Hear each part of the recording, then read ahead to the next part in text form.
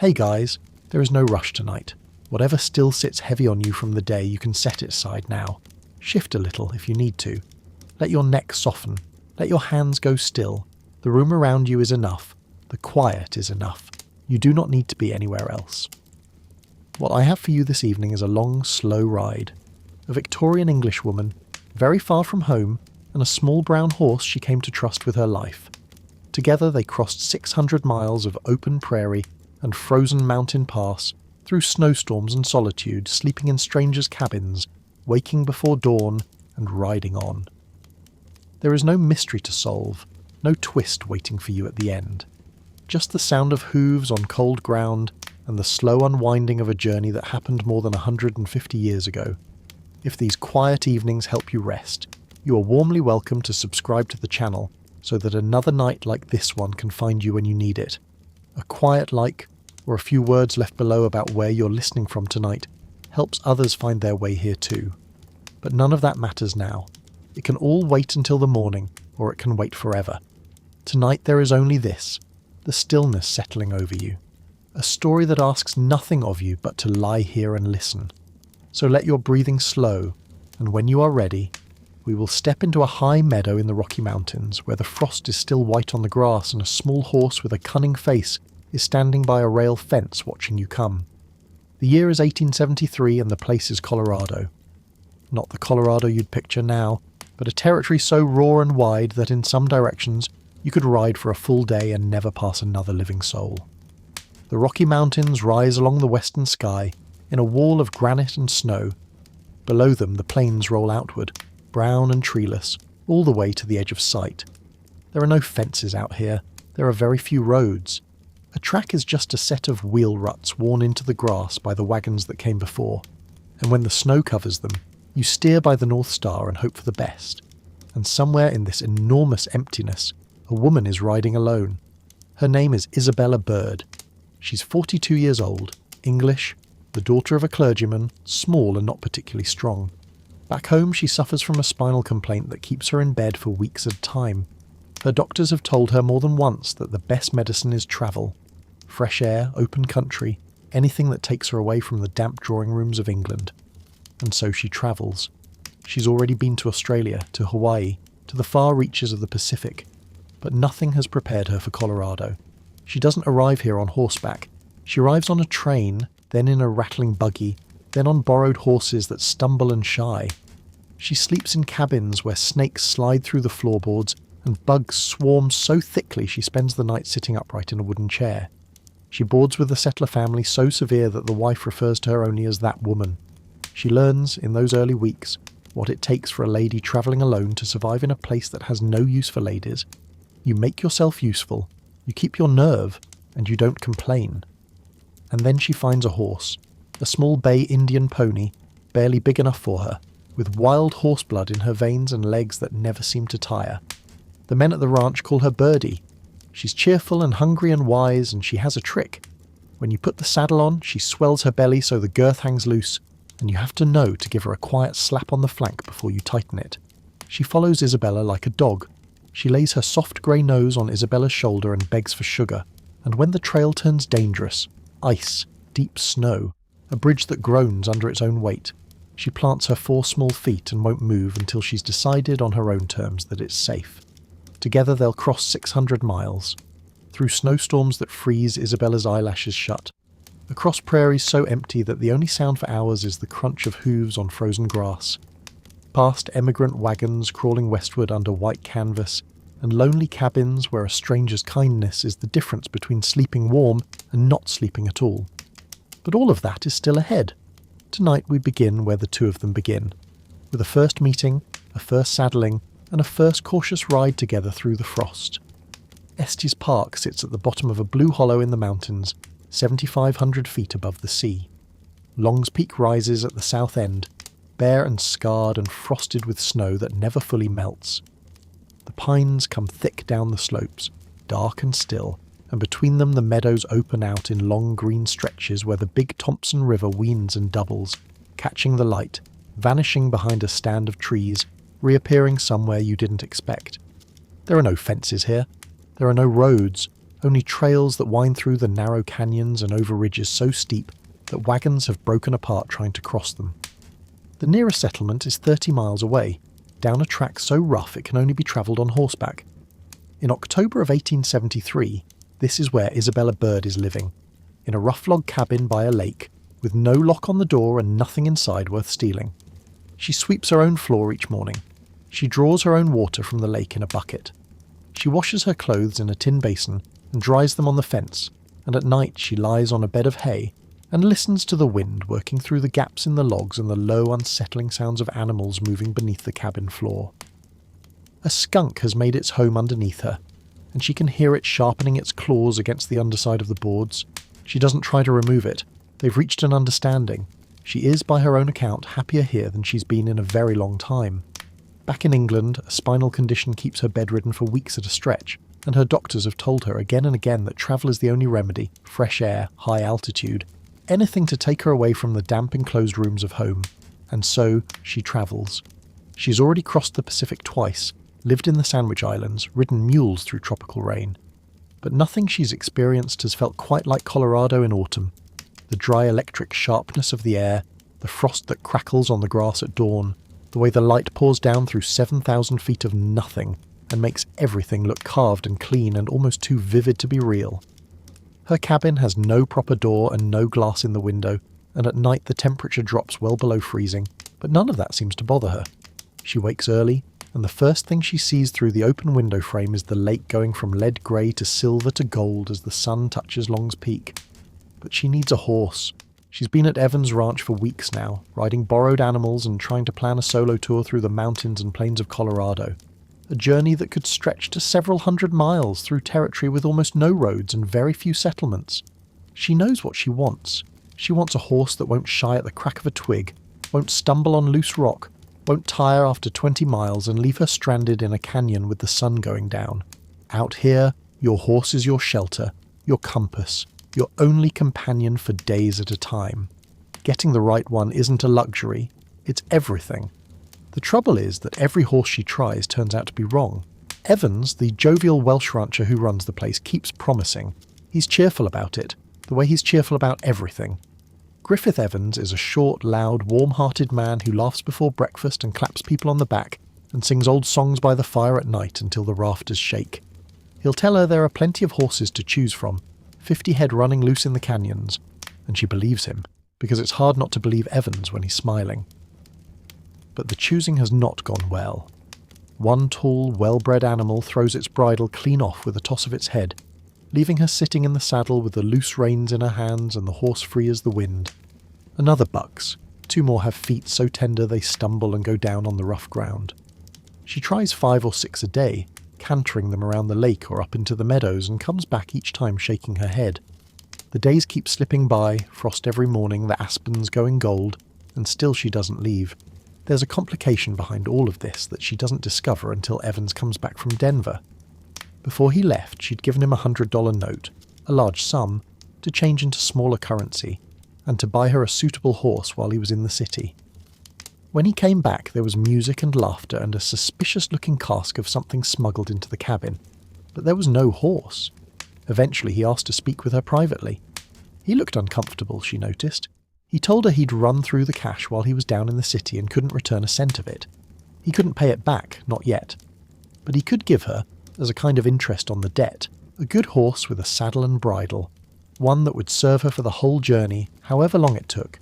She wasn't pleased, but the money was gone and there wasn't much to be done about it. So she agreed, and that's how she got Birdie. Imagine you've been watching this for days, watching this small, determined Englishwoman trying horse after horse and finding each one wanting. And then one morning, among the animals milling about the corral in the early frost, there's a bay Indian pony. Not tall, not impressive looking. She's small, compact and brown, with the stocky build and short legs that come from wild horse blood running somewhere back in her line. She doesn't look like the kind of horse that could carry you 600 miles. But Isabella sits on her, and something is different. The legs underneath her feel solid, steady, as if they were made not of muscle and bone but of stone. The pony moves over rough ground without hesitating, doesn't stumble, doesn't shy. She's fast when you ask her to be and gentle when you don't. She's wise in a way that a well-bred stable horse almost never is. The kind of wisdom that comes from growing up half wild, learning to read terrain and weather and danger with your own body instead of waiting for a human to tell you what to do. Isabella calls her Birdie. Or rather, the men at the ranch already call her that. The name sticks, and within a day or two no one calls her anything else. There's something I keep coming back to about this first meeting. We know what comes after. 600 miles of mountain and prairie, blizzards and river crossings and nights alone in the cold. But right now, on this bright October morning with the frost still white on the grass and the mountains rising blue behind the cabin, none of that exists yet. Right now it's just a woman who needs a horse and a horse who happens to be available, and neither of them knows what the other is about to become. That's how all the important bonds in a life begin, isn't it? Not with ceremony, not with the sense of something momentous. Just a practical arrangement, a small transaction, and then the days pile up, and you look back and realise that everything turned on that one quiet morning. The first thing Isabella learns about Birdie is the belly trick. When you bring the saddle, a heavy Mexican saddle with a high horn, the kind everyone rides out here, and swing it onto her back, she takes a deep breath and holds it. Her barrel swells outward like a bellows filling. You reach under and pull the girth tight, and it seems snug enough. But the moment you mount and she lets the breath go, the whole saddle sits loose, and if you're not careful, it slides sideways. The men at the ranch know this about her. They know you have to give her a light tap on the flank, just a gentle slap, nothing rough, and the surprise of it makes her exhale, and then you can cinch the girth properly before she has time to fill up again. It's not meanness on her part.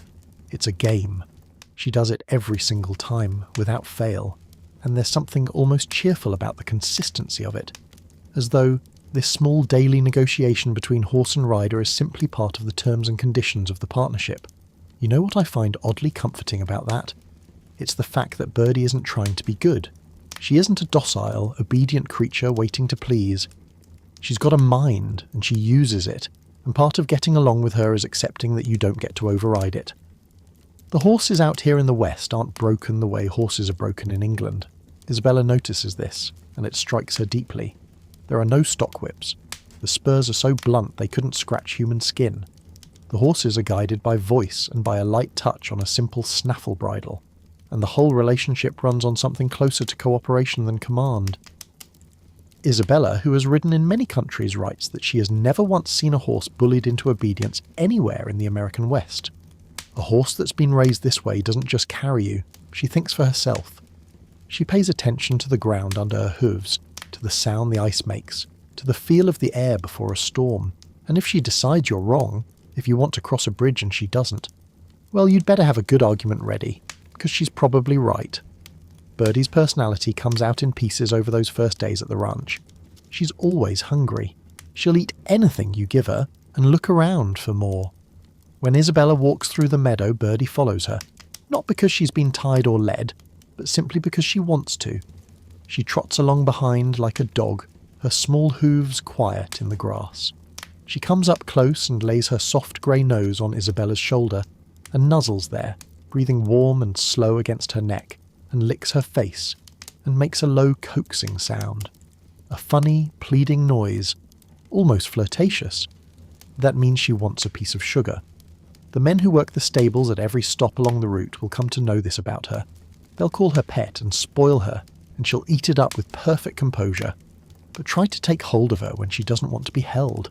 Let a stranger grab her bridle, or try to lead her somewhere she hasn't agreed to go, and the wild horse in her flashes to the surface.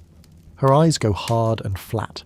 She rears, she kicks, and for a moment she's not pet anymore. She's something older, something that lived on open ground and answered to no one, and it's only because she's chosen, for now, to be gentle that the gentleness is there at all. There's a look she has. Isabella describes her face as cunning, which in the old sense of the word doesn't mean deceitful. It means clever, knowing, full of private thought. You can see it when Birdie studies something new. A stretch of ice across a stream, a bridge of logs that doesn't smell right. She tilts her head to one side, her ears forward, her nostrils flared, and she considers. She takes her time, she decides. It's the look of an animal who's paying attention to everything around her, and who trusts her own judgment above yours. You learn to trust it too. The day they finally ride out of Estes Park together is the 20th of October. Isabella has packed her belongings down to £12, a few changes of clothing, a black silk dress folded behind the saddle for those occasions when she might need to look like a proper Englishwoman, her canvas bag hung from the saddle horn. She wears her Hawaiian riding costume, a practical outfit she'd had made for rough travel. A fitted jacket, a skirt to the ankles, and full trousers gathered into frills that fall over her boots. It isn't fashionable. It lets her ride astride, which is the only way to ride in country like this, and nobody out here seems to mind. They leave late.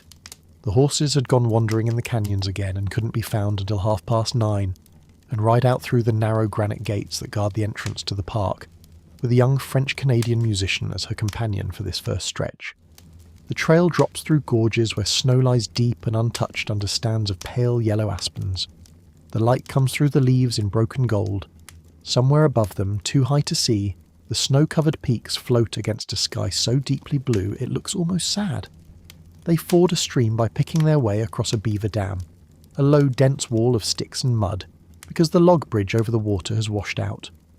Birdie steps carefully, testing each footfall, and the dark water rushes just below them, icy and fast, carrying leaves. It's the kind of crossing that a nervous horse would refuse. Birdie doesn't refuse. She takes it one step at a time, quiet and sure, and when they're across, she shakes herself once and walks on. They stop for lunch at a little homestead run by a pair of brothers and their hired worker, all three men keeping the place clean and orderly on their own. Floor swept, tin plates scrubbed, and Isabella notices, with quiet appreciation, how comfortable a home can be when the people in it simply care about keeping things in order, regardless of whether there's a woman around to insist on it. And then the canyon of the Saint-Vrain opens into its last stretch of colour. The reds and golds of the rock walls, the dark green of the pines, the white threads of ice hanging from the ledges, and by dusk they emerge from all of that sheltered beauty onto the edge of the open prairie, and the mountains behind them become silhouettes against a cold green sky, and ahead of them the plains stretch out flat and brown and empty under the first stars. That first ride tells Isabella what she needs to know. Birdie doesn't stumble, not once, on ground that would trip a bigger horse. She takes the steep downhill grades at a careful pace, picking her way among loose stones as if she can feel the weight and shape of each one through the soles of her hooves. She gallops easily when asked and walks quietly when not, and she stands without fussing when left alone. She isn't perfect. She still plays the belly trick every morning, still begs for sugar at every stop, still shows the bronco flash in her eyes when someone handles her too roughly.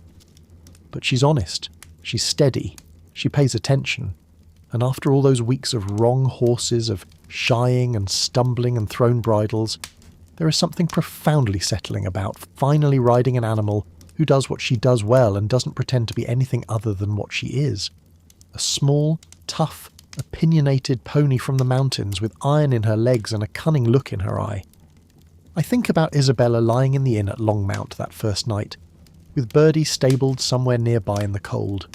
In the morning she'll ride out alone onto the open prairie, not in a coach, not on a train, just her and this small brown horse and whatever the land puts in front of them. She's 42 years old, and she isn't strong, and her back hurts, and she's very far from anyone who knows her. But she has a horse now, and the horse is good, and in the morning the sky will be enormous, and the plains will roll out in every direction, like a sea without shore, and there will be nothing between her and the horizon but the crunch of Birdie's hooves on the cold, hard ground. That's enough for now. Just the two of them, resting, before the long ride begins. The prairie begins where the canyon ends.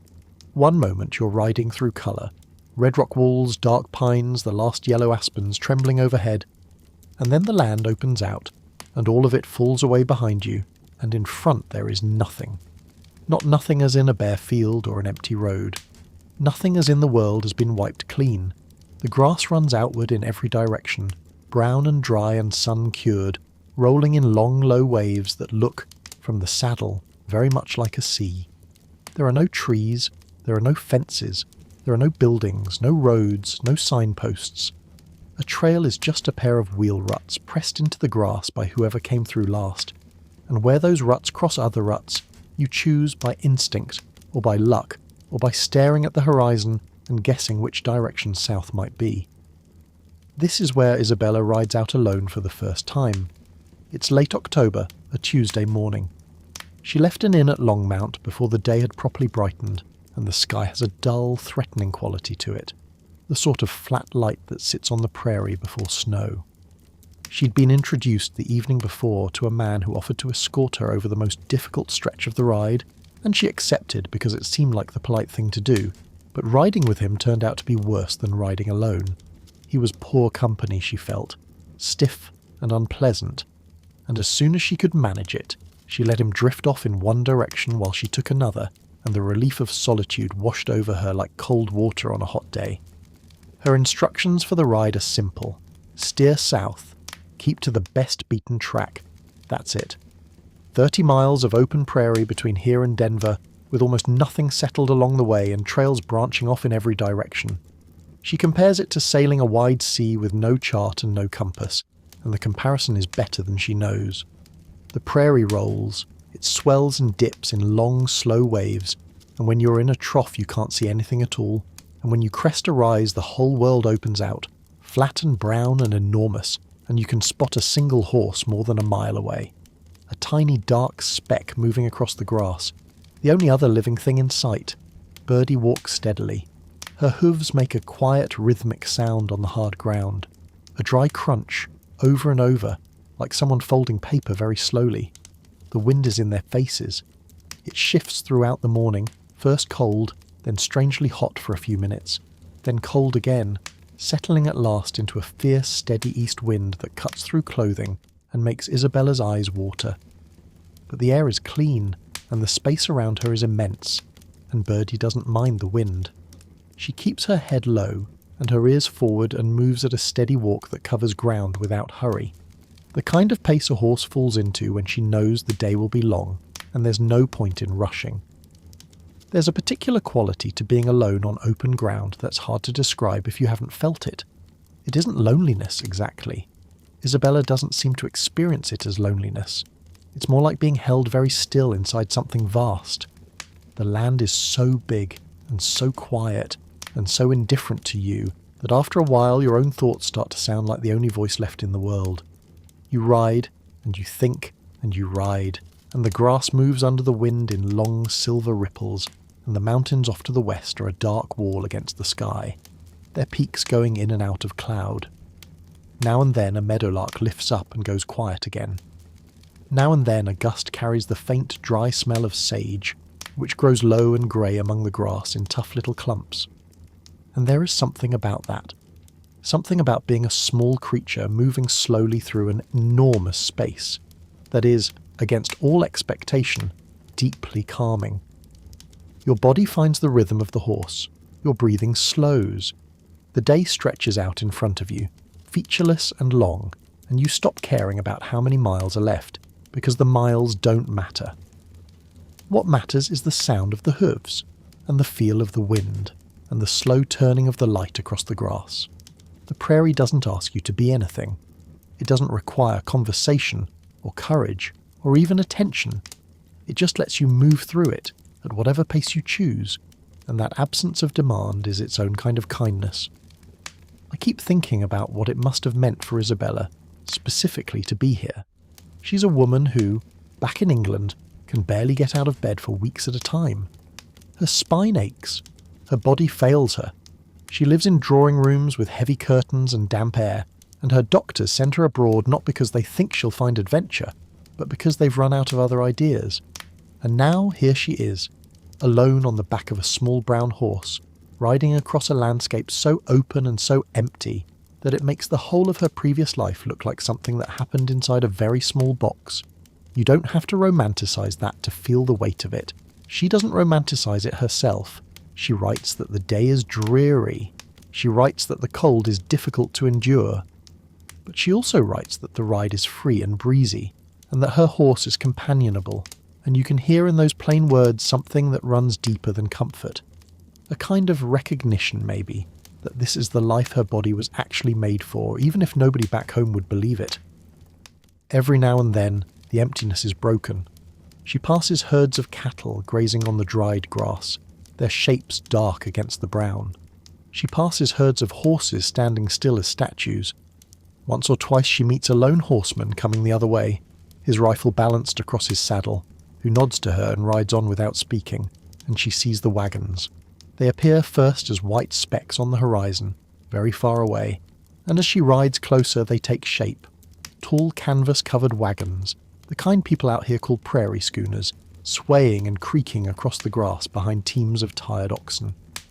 There are whole trains of them sometimes, 5 or 6 together, with herds of cattle and mules trailing alongside and men on horseback, riding back and forth to keep the animals in line.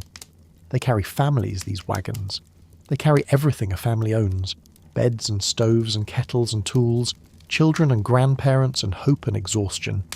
And they're moving westward, slowly, day after day, towards some valley or settlement they've heard about but never seen. Isabella watches them pass with a kind of quiet amazement. They look ancient. They look biblical. They look like something from a painting of Exodus, not like something happening in the same century as telegraph wires and steam trains. One family invites her to share their midday meal. The wagon has stopped in a low spot out of the wind, and the husband and wife are cooking over a small fire built from dried grass and a few sticks of driftwood. They've come from Illinois, 3 months on the road already, with their oxen growing thinner and weaker every week. They're still a month from their destination, a place called Wet Mountain Valley, though they've lost track of how far they've come, and how long they've been travelling, and what day of the week it is. The isolation of the march and the sameness of the landscape have worn away their sense of time. Isabella says they seem like people from another world, not unfriendly, not unwelcoming, but bewildered, as if the long monotony of the journey has loosened their grip on the ordinary rhythm of days. They've lost several oxen along the way. They're tired, they're low in spirit, and yet they cook, and they offer food, and they make room for a stranger. Isabella provides tea from her pack. They haven't tasted it in 4 weeks, and the gratitude for something so simple, a hot drink with a familiar flavour, is visible in their faces. They give her hominy, cooked thick and plain in a blackened pot. They sit together on the grass in the wind, the 3 of them and the tired oxen standing nearby, and they eat quietly, and the tea steams between their hands. And for a few minutes the size of the prairie shrinks down to the size of this one small circle of warmth. They ask her to join them, to travel with their wagon the rest of the way. It's a generous offer, made without hesitation, to a woman they met an hour ago. But they're too slow. A prairie schooner crawls at the pace of the weakest ox, 2 miles an hour on a good day, and Isabella has hundreds of miles still to cover before winter locks the mountains shut. So they part with quiet good wishes, the kind of warmth you feel between people who know they'll never meet again, and want the parting to carry something worth keeping. She rides on, and the white canvas of their wagon shrinks behind her, sinking slowly below the curve of the land like a sail dropping below the horizon at sea until it's gone. There's something about that image that stays with me. 2 strangers meeting on the empty grass, sharing a meal, and then going their separate ways, one heading west into the mountains, one heading south toward the city. And neither of them will ever know what happened to the other. That's what travel was in 1873. You met people and you fed them, and you were kind, and then the land swallowed them up. No addresses exchanged, no letters sent, just a meal shared in the wind, and then the long grass closing over the wheel ruts, and silence.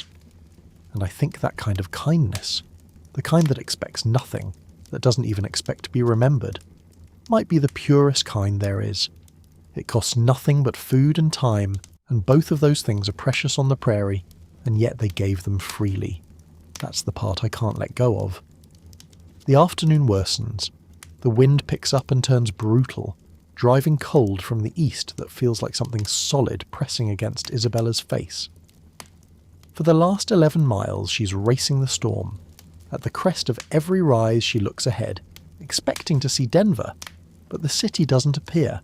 The prairie just keeps rolling, wave after wave of brown grass, and the sky behind her is black and getting blacker. At last, near 5 in the afternoon, she crests a high point and looks down, and there it is.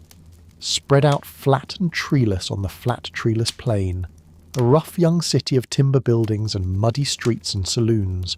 The shallow Platte River winds past it, shrunken to a trickle in a gravel bed far too wide. and even as she looks down, a sandstorm sweeps across the city from the west, blotting it out in a wall of brown dust, and before that clears the snow begins. This is where Birdie shows something Isabella hasn't seen before. The snow thickens. The wind drives it sideways. The trails, what little there are of them, vanish under white. Isabella can't see where she's going. She can't see the city anymore. She has no landmarks, no sense of direction, nothing. So she loosens the reins and lets Birdie have her head. Birdie has been to Evan's shanty in Denver exactly once before. Once. But she carries Isabella straight to it, across rough ground, over frozen ditches, through the blinding snow. Without hesitation, without a wrong step. It's the first real demonstration of something Isabella will come to rely on absolutely in the weeks ahead. This horse remembers. She doesn't just walk where you point her. She builds a map in her head and she holds it, and when you need it, she uses it. That night, standing in the small warm kitchen of Evans's city house, with the snow piling against the windows, Isabella watches Mrs. Evans and the children run outside to pat Birdie's nose and fuss over her, and she begins to understand, in a way she hadn't quite understood before, that this horse is not just transport. She's something rarer. The next morning, everyone sleeps late. It's below freezing, with half a foot of fresh snow covering the ground, and nobody wants to be the first out of bed to coax the stove back to life. When they finally manage it and sit down to a late breakfast, Isabella tells them she'd planned to leave Birdie in Denver and take the train for the rest of her journey. But the governor of the territory, along with the editor of the local newspaper, both tell her the same thing. Keep the horse. Travel on horseback. You'll be safer that way than on any train or stagecoach, and you'll see more. The governor draws out a route on a piece of paper and gives her a circular letter of introduction to the settlers along the way, a kind of paper passport that will get her food and lodging at the farms and cabins scattered through the mountains. And so the plan changes. Isabella won't leave Birdie. She won't ride the trains. She and the small brown horse will keep going together on their own, into the mountains and the snow for as long as the weather holds and the road allows. Denver itself is a strange, raw, loud place. The streets are full of men, hunters in buckskin, teamsters in leather, trappers in fur coats with buffalo hide boots turned hair side out, and among them city gentlemen from back east wearing pale kid gloves who look as though they've wandered onto the wrong stage. Indians ride through on small ponies, their faces painted, their blankets red, their hair hanging straight and heavy. There are saloons on every corner. The peltry shops sell everything a person could need for a life in the mountains. Saddles, rifles, blankets, boots, jerked meat, ammunition. Isabella counts 5 women in the entire city over the course of a day.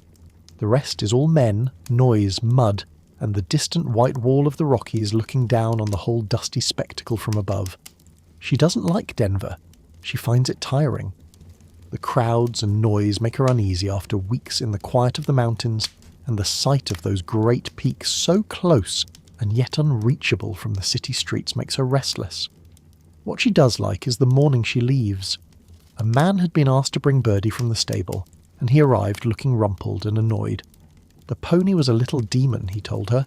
She'd done nothing but buck the whole way, and she'd thrown him clean off on the bridge. Isabella found the explanation immediately. The man had put a curb bit on her, a harsher piece of equipment than the simple snaffle she was used to, and Birdie resented it. That's how Birdie is. She'll cooperate, but she won't be pushed. She won't accept a tool that hurts, and her way of saying so is to drop her head and kick until whoever put it on her hits the ground. Isabella swapped the curb for the snaffle, climbed into the saddle, and Birdie walked out calmly as if nothing had happened.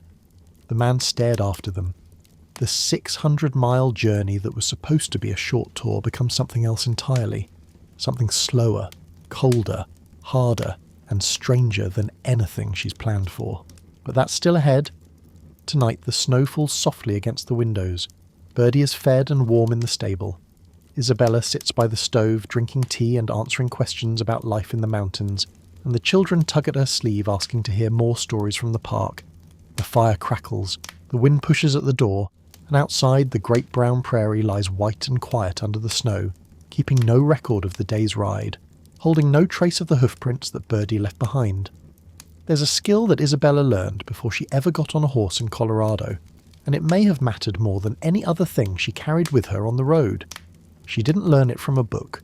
She learned it in a one-eyed settler's broken-down cabin in a canyon from a hard, thin, toothless woman who never smiled and who referred to Isabella only as that woman, and who thought that politeness and gratitude were wastes of time.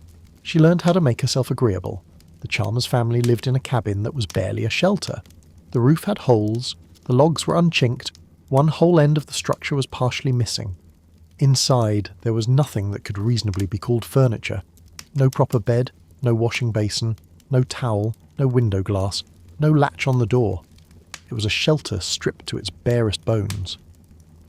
The man was a tall, gaunt, one-eyed lumberer from Illinois, a strict Presbyterian who discoursed on theology by firelight and hated England with a personal fury.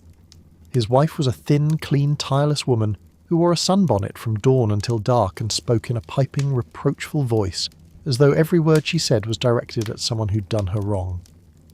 The children were hard and unsoftened. Nobody smiled. Nobody said please or thank you. Isabella had ended up there almost by accident, stranded on her way to Estes Park, and for several days she didn't know how she would survive the arrangement. The family took no notice of her. They didn't welcome her, and they didn't tell her to leave. They simply went about their work.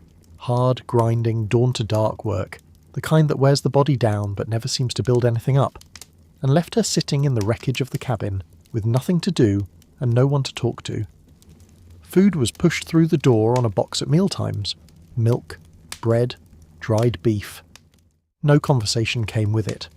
Her first attempt at fitting in was a failure. She offered to wash the dishes, and Mrs. Chalmers looked at her with a curl of the lip and a scorn that could have peeled bark off a log. "Those hands of yours," she said. "They're no good. Never done a thing." And then she turned to her daughter and repeated it, louder, as a joke, though the woman didn't seem capable of actual laughter. "Wants to do the washing up," she said. Her, it stung. But Isabella is not the kind of person who gives up because someone mocks her. She's the kind who sits down, thinks it through, and finds another way in. She put on her practical riding clothes and rolled the sleeves up to the elbows, a small visual signal that she was willing to work. She invented a lamp out of a scrap of rag and a tin of fat, and for the first time in that cabin there was light after dark, and the family condescended to stay up past sundown. She started knitting a quilt in a shell pattern, and the women noticed. The daughter snatched it out of her hands one day without asking, and instead of objecting, Isabella turned the moment into a knitting class. Mrs. Chalmers, the married daughter, a neighbour woman from the camp, all learning the pattern from the English woman whose hands were supposedly no good for anything, and she learned to catch a horse in the field and get a saddle on it without help. That was the thing that finally won the man over. Out here, a person who can handle a horse without fuss is a person who's worth feeding. Not because horse handling is glamorous, but because it's useful. And usefulness, Isabella came to understand, is the only currency that buys you anything on the frontier. Not politeness, not learning, not fine clothes or letters of introduction. Just the plain, quiet proof that you can do something that needs doing, and you'll do it without complaining, and you won't make a mess of it. That's the lesson she takes with her when she finally rides out of the Chalmers Canyon and into the wider world, and it serves her better than any map or compass. Fast forward to a snowy afternoon south of Denver. Isabella has been on the road for days now, riding south through the foothills, staying with strangers in cabins and ranch houses along the way.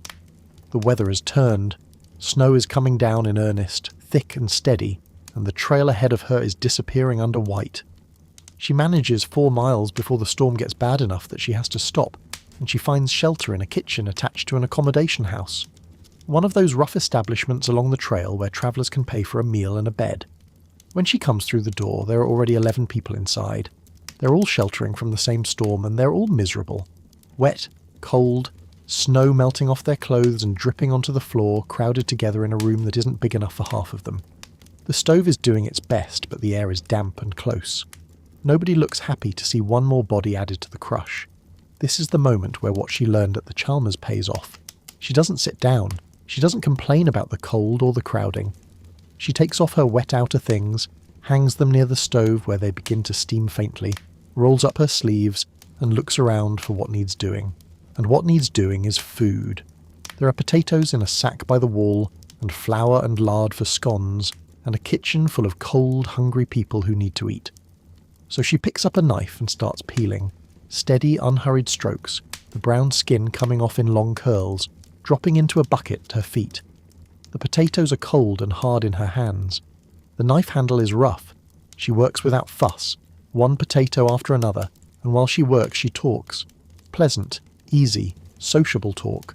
The kind that doesn't demand anything from the people around it, that fills the silence without pushing, that makes a cramped, uncomfortable room feel a little less wretched and a little more like a place where human beings are choosing to be kind to each other. When the potatoes are done, she mixes the scones, flour and lard and a little water shaped by hand, laid on a hot pan, and the smell of them baking fills the kitchen, and the room, which had been grim and silent, begins to ease. People shift closer to the stove, someone says something, and someone else laughs. The smell of hot bread does that. It always has.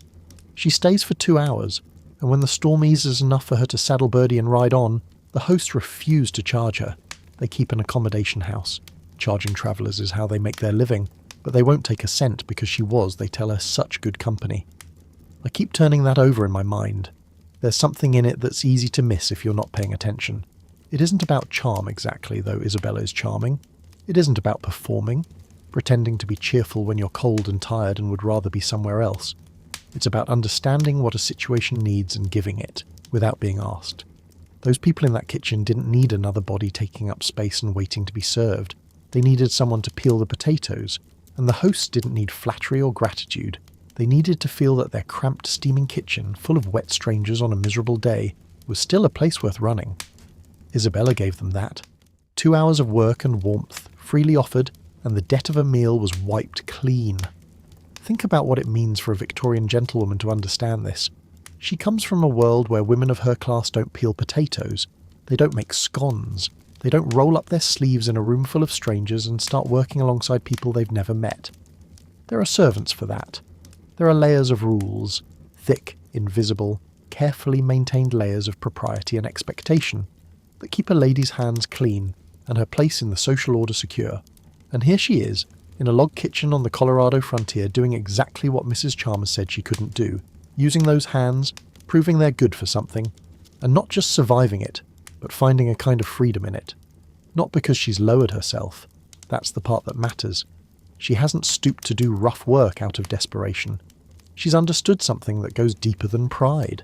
Out here, the rules that protected her in England are the very things that would leave her stranded. The frontier doesn't care about your class or your manners or the softness of your hands. It cares about whether you can be useful and whether you can be decent and whether you'll carry your share of the weight when the weather turns bad and there's work that needs doing. A woman travelling alone through this country with no companion and no servant and no husband to speak for her has exactly 2 assets: her nerve and her willingness to be of use.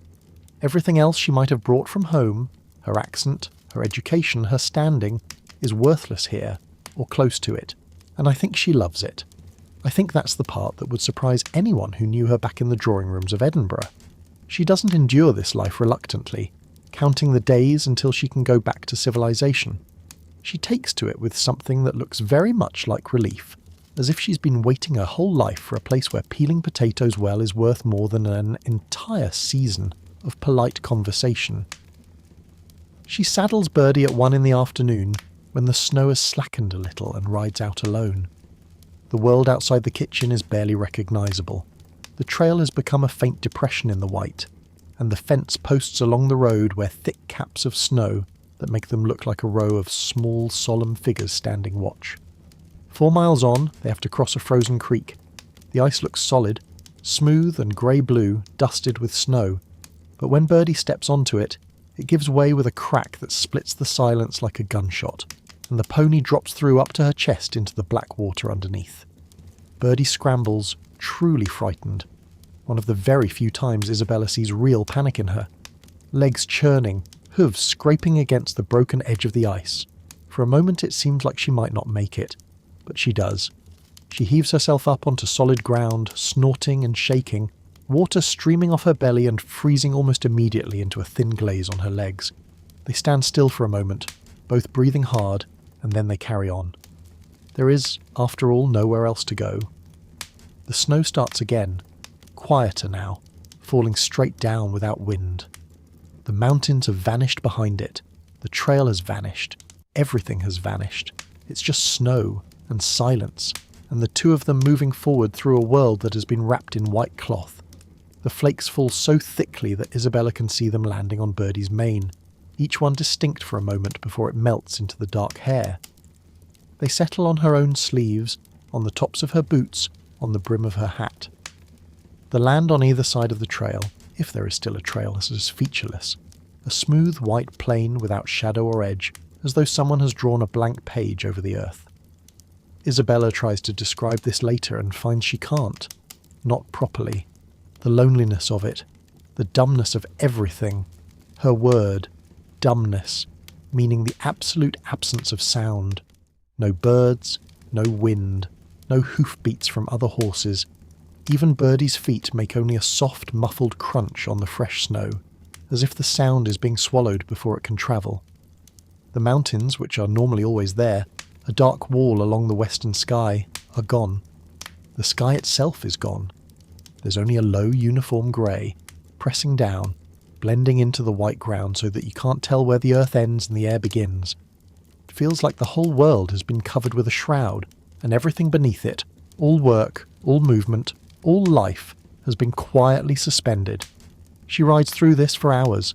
There isn't a footprint anywhere, there isn't a wheel mark. The snow has erased every trace of everyone who has ever travelled this road. It's as if Isabella and Birdie are the first creatures to pass through this landscape, or the last. And yet she writes that she isn't afraid. There's nothing to be afraid of, she says. No danger, no threat, just emptiness. And there's something else she notices, quietly, almost reluctantly. With every hour in the saddle, in the cold air and the silence, she can feel her body getting stronger. The spine that kept her in bed in England. The weakness that her doctors shook their heads over. Out here, in this stripped-down life of riding and cold and physical effort, it's fading.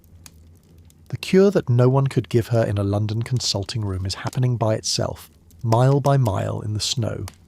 By evening, when the snowlight starts to darken towards something that's not quite night, but not quite anything else, the trail has become impossible to follow. Isabella lets Birdie pick the way, and the pony finds a cabin, low and rough, set against a hillside with light coming through the gaps in the logs. They take her in. The animals crowd around the door, pressing close to the walls for shelter, their breath steaming. Sheepdogs push through the door and lie down by the stove and refuse to be moved. Men come and go, stamping snow off their boots, shaking it from their hats. The stove throws out heat, and the room smells of damp wool and wood smoke and frying meat. The woman of the house is a large, loud creature. Isabella calls her the grey mare, and you can hear a kind of wry, tired affection in the nickname. She smokes a clay pipe and passes it to her children when she's done. She has a loud voice and a dim view of English manners, says please and thank you are a waste of breath when life is as short and hard as hers. She doesn't soften for company. She doesn't try to be pleasant. And yet she opens her door, and she feeds the stranger, and when the snow keeps falling and the night keeps deepening, she makes room. A pleasant settler, blocked by snow 2 miles down the road, has abandoned his wagon and ridden his horses to the cabin. He sits by the stove, grateful and quiet. The churn has been moved inside, close to the warmth, to keep the cream from freezing solid overnight. That's the frontier, isn't it? Not the grand gesture, not the heroic rescue. Just a woman with a clay pipe grumbling about the English, letting you sleep by her stove because the alternative is leaving you outside in the cold. And Isabella, who has learned by now how to read these situations, doesn't try to charm her. She doesn't peel potatoes. She just sits quietly by the fire and lets the warmth come back into her fingers and listens to the grey mare's voice rumbling on about how short life is and how little time there is for nonsense, and she lets the day end. Outside, Birdie stands in the shelter of the cabin wall, her breath making small clouds in the dark, her head low, her eyes half closed. The snow settles on her mane. The air is still, and everywhere, over the mountains, over the prairie, over every cabin and trail and frozen creek for 100 miles. The world lies quiet under its white shroud, and nothing moves, and nothing speaks, and the only sound is the snow, falling and falling and falling, as if it means to bury everything that was ever here and start again. The morning she starts up the Arkansas Divide, the world is white and perfectly still. 8 inches of fresh snow have fallen overnight, and in the early light it covers everything. The trail, the fences, the frozen creeks, the low shrubs along the road, in a clean, glittering sheet that has no footprint on it anywhere. The sky is cloudless. The air doesn't move. Isabella rides out early with a pair of men's socks pulled on over her boots against the cold, and for the first 2 miles she has to break her own trail, Birdie wading through the snow up to her knees, leaving a track of churned-up white behind them. Then a wagon has passed, just one, and the ruts it's left in the snow give them a narrow, legible path to follow for the next 30 miles. Beyond that single track, the country is pathless. Nobody has been through here. The mountains on her right come sweeping down in dark, canyon-scarred walls, and the foothills on her left are crowned with coloured rocks, reds and buffs and oranges, that rise up out of the snow like ruined castles. But there's no sound from any of it. The streams that usually babble along the roadside are locked under ice. The branches of the pines hang motionless, loaded with snow, not a creak or a sway among them. No birds call, no wind stirs. The only sound in the world is the crunch of Birdie's hooves pressing down through the crust of the snow, over and over, steady and slow, and the faint rhythmic squeak of the saddle leather. This is the long climb up to the top of the divide, the high ridge that separates the waters flowing south toward the Arkansas River from those flowing north toward the Platte. It isn't steep, not dramatically so, but it's relentless. The trail goes up, and up, and up, and the landscape around it empties out as it climbs. The scattered cabins and fence posts of the lower valley fall away behind. The ranches disappear. Even the birds are gone, not one hawk circling, not one jay calling from the pines. It's as if the altitude has drained the land of everything that breathes and moves, leaving nothing but rock, snow, and the dark, motionless ranks of the pines climbing the slopes on either side. The snow gets deeper as they go. What was 8 inches at the bottom becomes 13 at the higher elevations, and Birdie has to lift her feet high with each step to clear it, a plodding, effortful motion that slows them to a crawl. The snow balls up in her hooves, packs into hard lumps between the shoe and the frog of the foot, and every few hundred yards Isabella has to stop and dismount and dig it out with whatever she can find. A stick, a stone, the edge of her boot heel. Her fingers ache from the cold. Her back aches from the awkward stooping. It's exhausting work for both of them. After more than 8 hours of steady riding, they've covered only 15 miles. That's less than 2 miles an hour, barely faster than a person could walk on dry ground. But walking in this depth of snow at this altitude is not something a person could do for long. Birdie carries her, and Birdie doesn't complain, and that alone is worth everything. And then they come to the bridge. It's a rough thing. Some logs laid across a river, with young trees lashed on top of them as a kind of surface. It doesn't look remarkable. It doesn't look especially dangerous. The snow sits on it in an even white layer, as if nothing underneath is wrong. But Birdie stops. She puts one foot on the logs, then draws it back. She puts another foot on, testing, and draws that back too. She lowers her head and sniffs the bridge loudly, her nostrils flaring, and she doesn't like what she smells, or what she feels, or whatever it is that a horse knows about a bridge that a human doesn't. She snorts. She holds back. She turns her head, that cunning, clever head, and looks straight at Isabella as if to say, "No." Isabella tries to persuade her. She clicks her tongue, presses gently with her heels, speaks to her in that low voice that usually works. Birdie doesn't move. She stands planted, all 4 feet firm on the solid ground, and she won't budge. There's nothing aggressive about it. She doesn't rear or kick or try to bolt.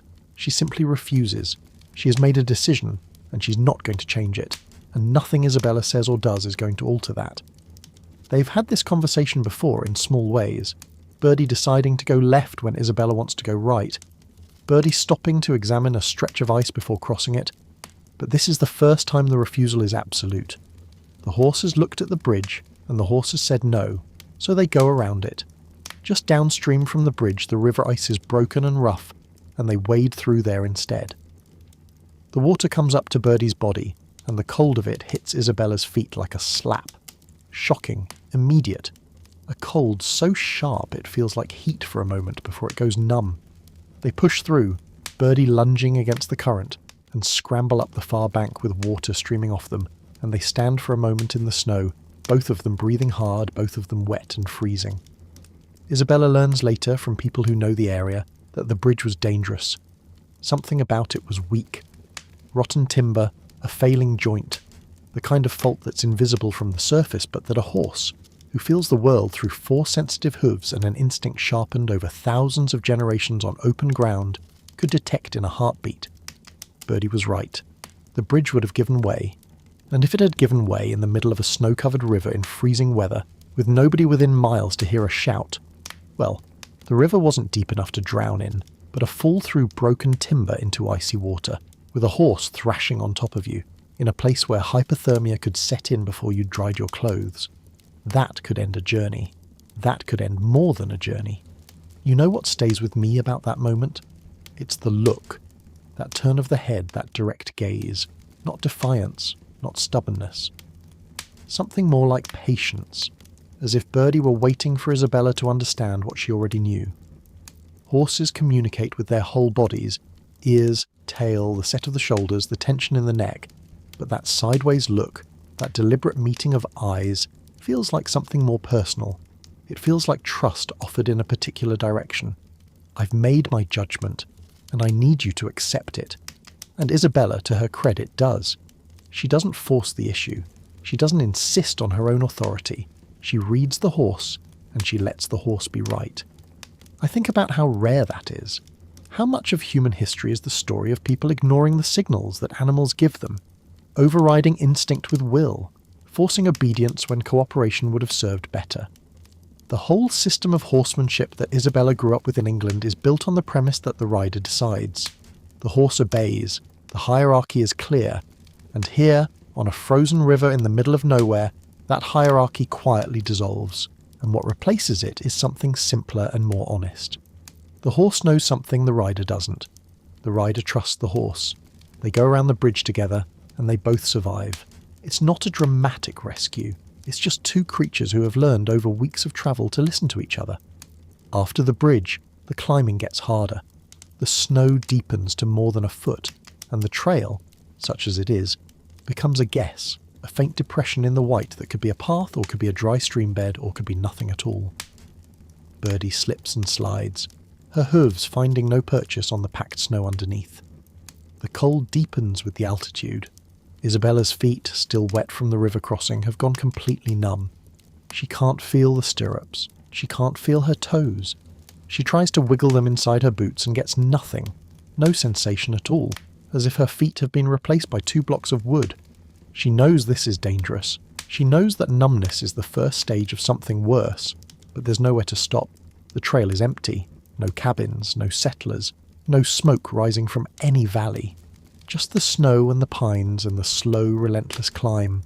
Late in the afternoon, as the sun drops behind the ridge and the light turns strange and cold, she reaches the top of the divide, nearly 8,000 feet above the sea, and there, in a solitude so complete it feels almost sacred, lies a frozen lake.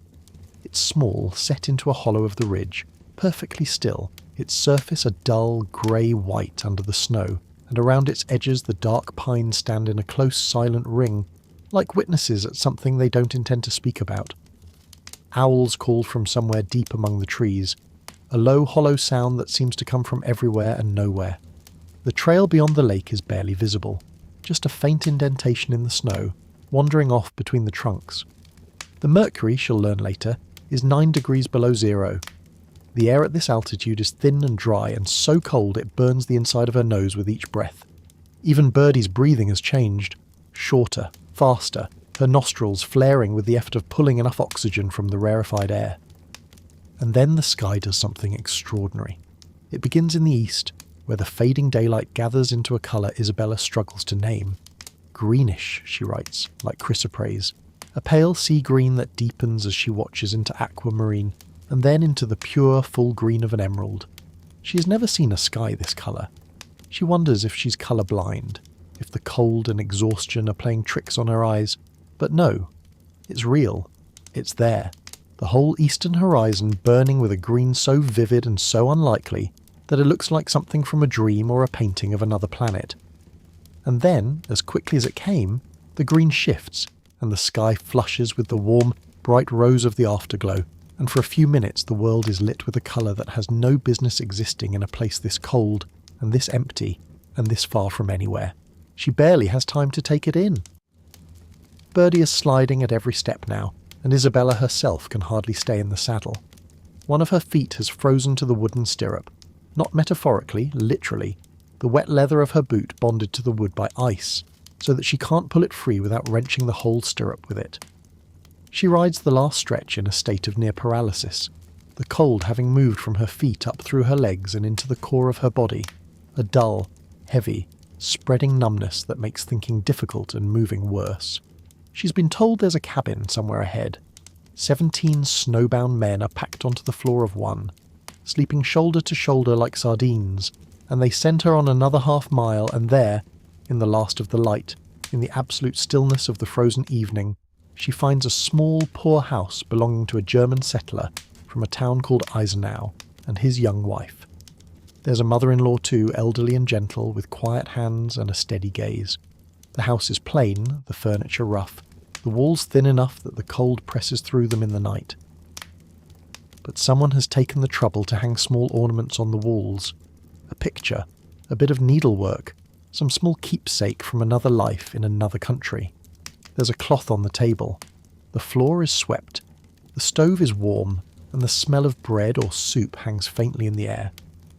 Isabella notices these things because she's been living without them for weeks, and their presence here, in this unlikely place at the top of a snow-buried mountain pass, feels like a statement of faith, a quiet insistence that a home is still a home, no matter how far it is from the place you came from, no matter how hard the winters are. The two women take her in without hesitation. They bring her to the stove. They give her something warm to drink. Isabella climbs a ladder to a room of her own, a small bare space under the eaves, cold but private. And there, on a rough wooden stand, she finds a basin. A basin. A basin to wash in. She stares at it for a moment, because she can't remember the last time she had one. Weeks of travel, weeks of washing from buckets or not washing at all, weeks of ice water and tin cups and sleeping in her clothes, and here is this small, ordinary, beautiful thing, a ceramic basin with clean water in it. And the luxury of it is almost more than she can take in. She washes her face, she washes her hands.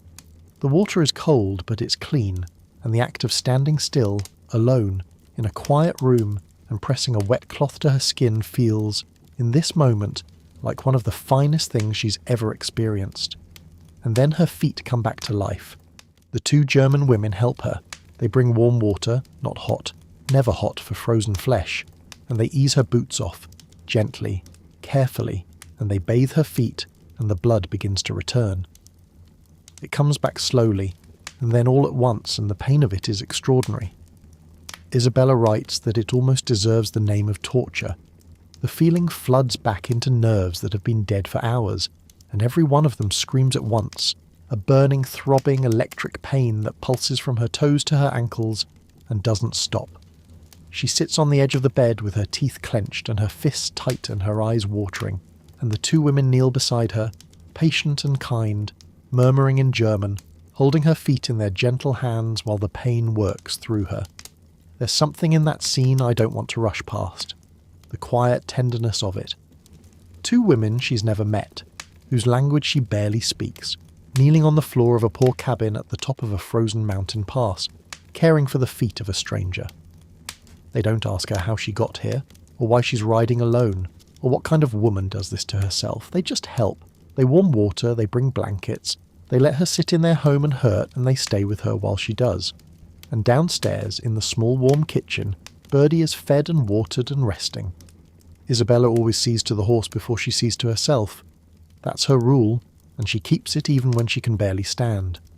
Bathing Birdie's back where the saddle has sat all day, sponging her nostrils clean of the snow dust that's caked in them, making sure she has enough to eat. It's a quiet ritual, performed in the cold, in the half-dark, with stiff fingers and aching legs, and it's the last thing Isabella does before she climbs the ladder to her own rest. The pony who wouldn't cross the bridge. The pony who was right. The pony whose 4 careful feet carried them both up 8,000 feet of snow and ice and silence, and who stands now in the shelter of a German settler's barn, quiet and still, with her belly full and her cunning head low, waiting for morning when they'll do it all again. There's an old proverb about a kingdom being lost because nobody had a nail for a horseshoe, and on the morning Isabella rides into the ute pass, she's living it. One of Birdie's front shoes has come loose. It's been loose since the day before, hanging on by 2 nails where there should be 4, and not a single farrier's nail can be found in the whole settlement of Manitou Springs. The nearest forge is 10 miles up the pass, and until she reaches it, every step Birdie takes produces a dismal metallic clink, the sound of iron shifting against hoof, a small rhythmic reminder that the whole 600-mile journey could be undone by something the size of a finger joint. It slows them to a walk. Isabella can't ask Birdie to trot or canter with a shoe that could come off at any stride and leave her lame on the rocky trail. So they plod.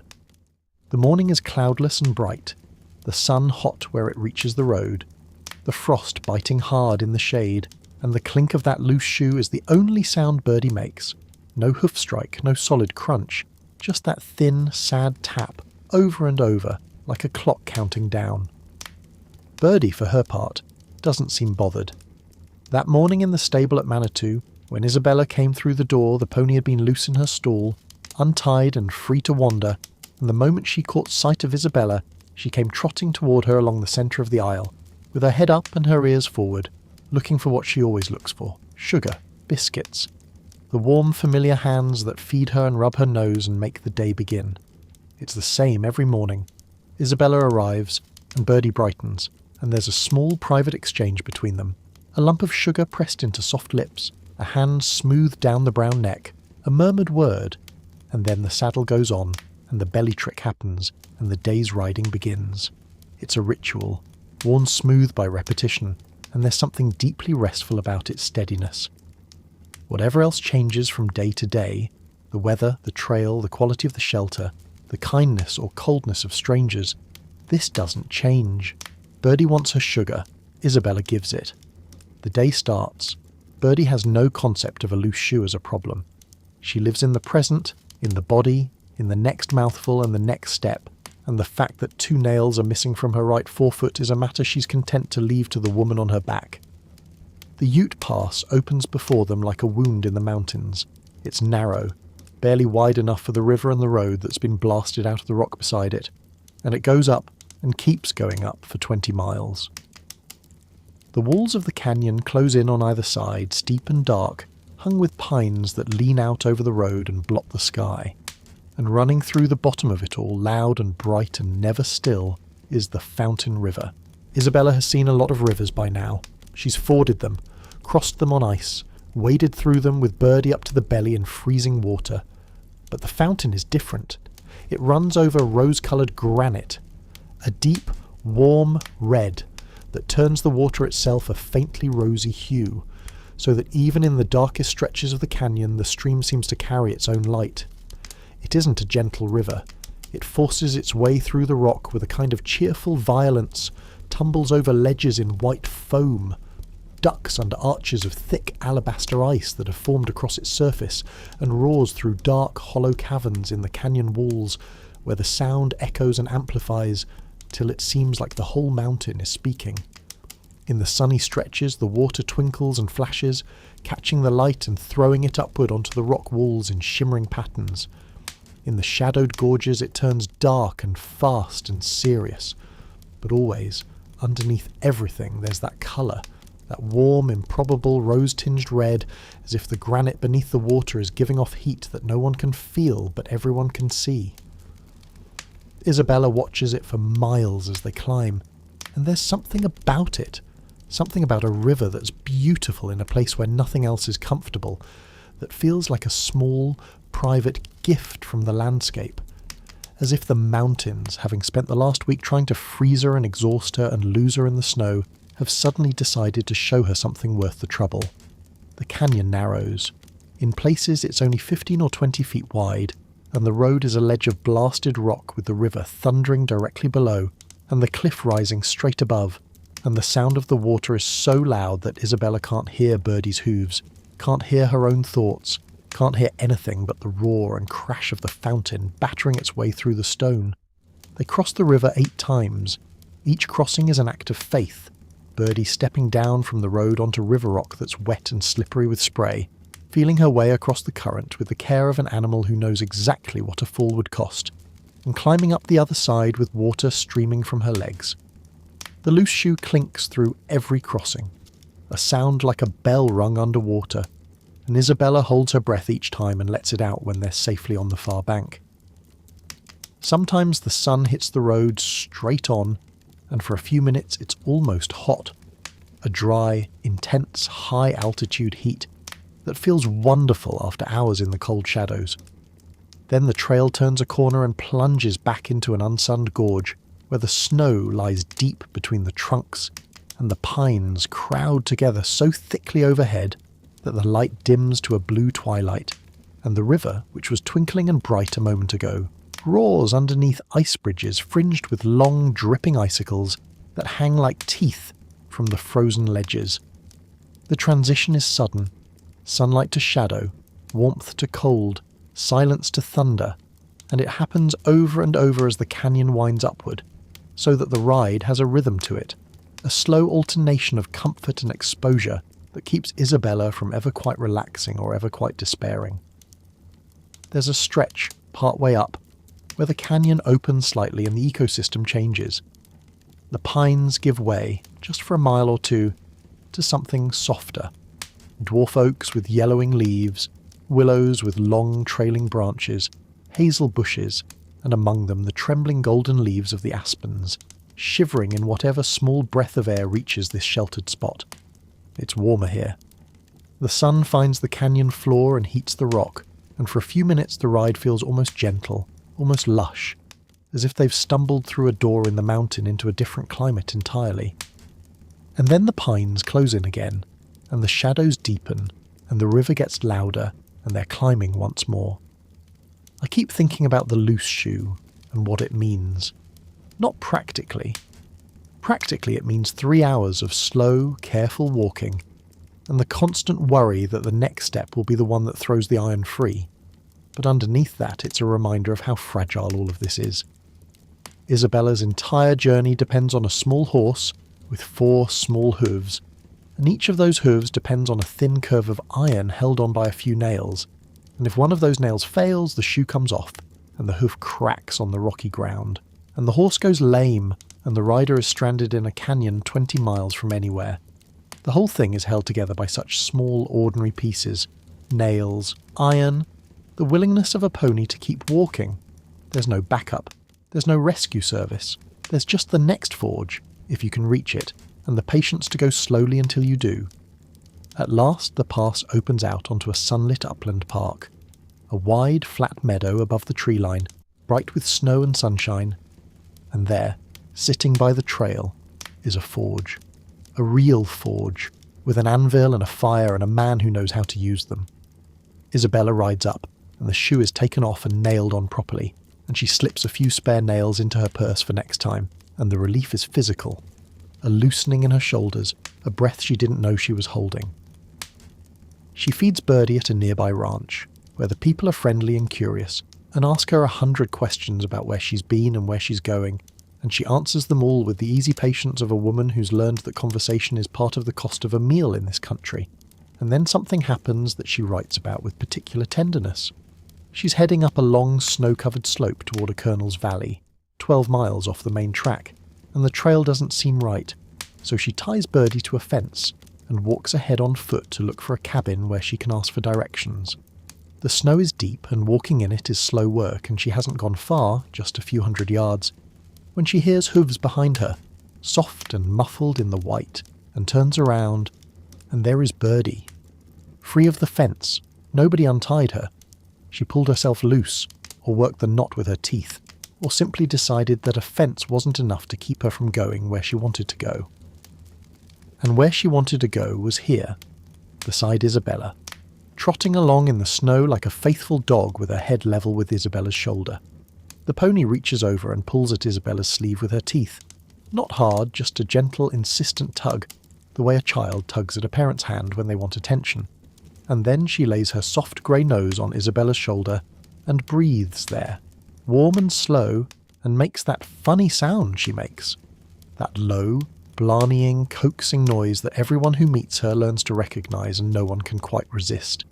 Isabella stands still for a moment in the snow, with the horse's breath warm against her neck, and feels the weight of that small head resting on her.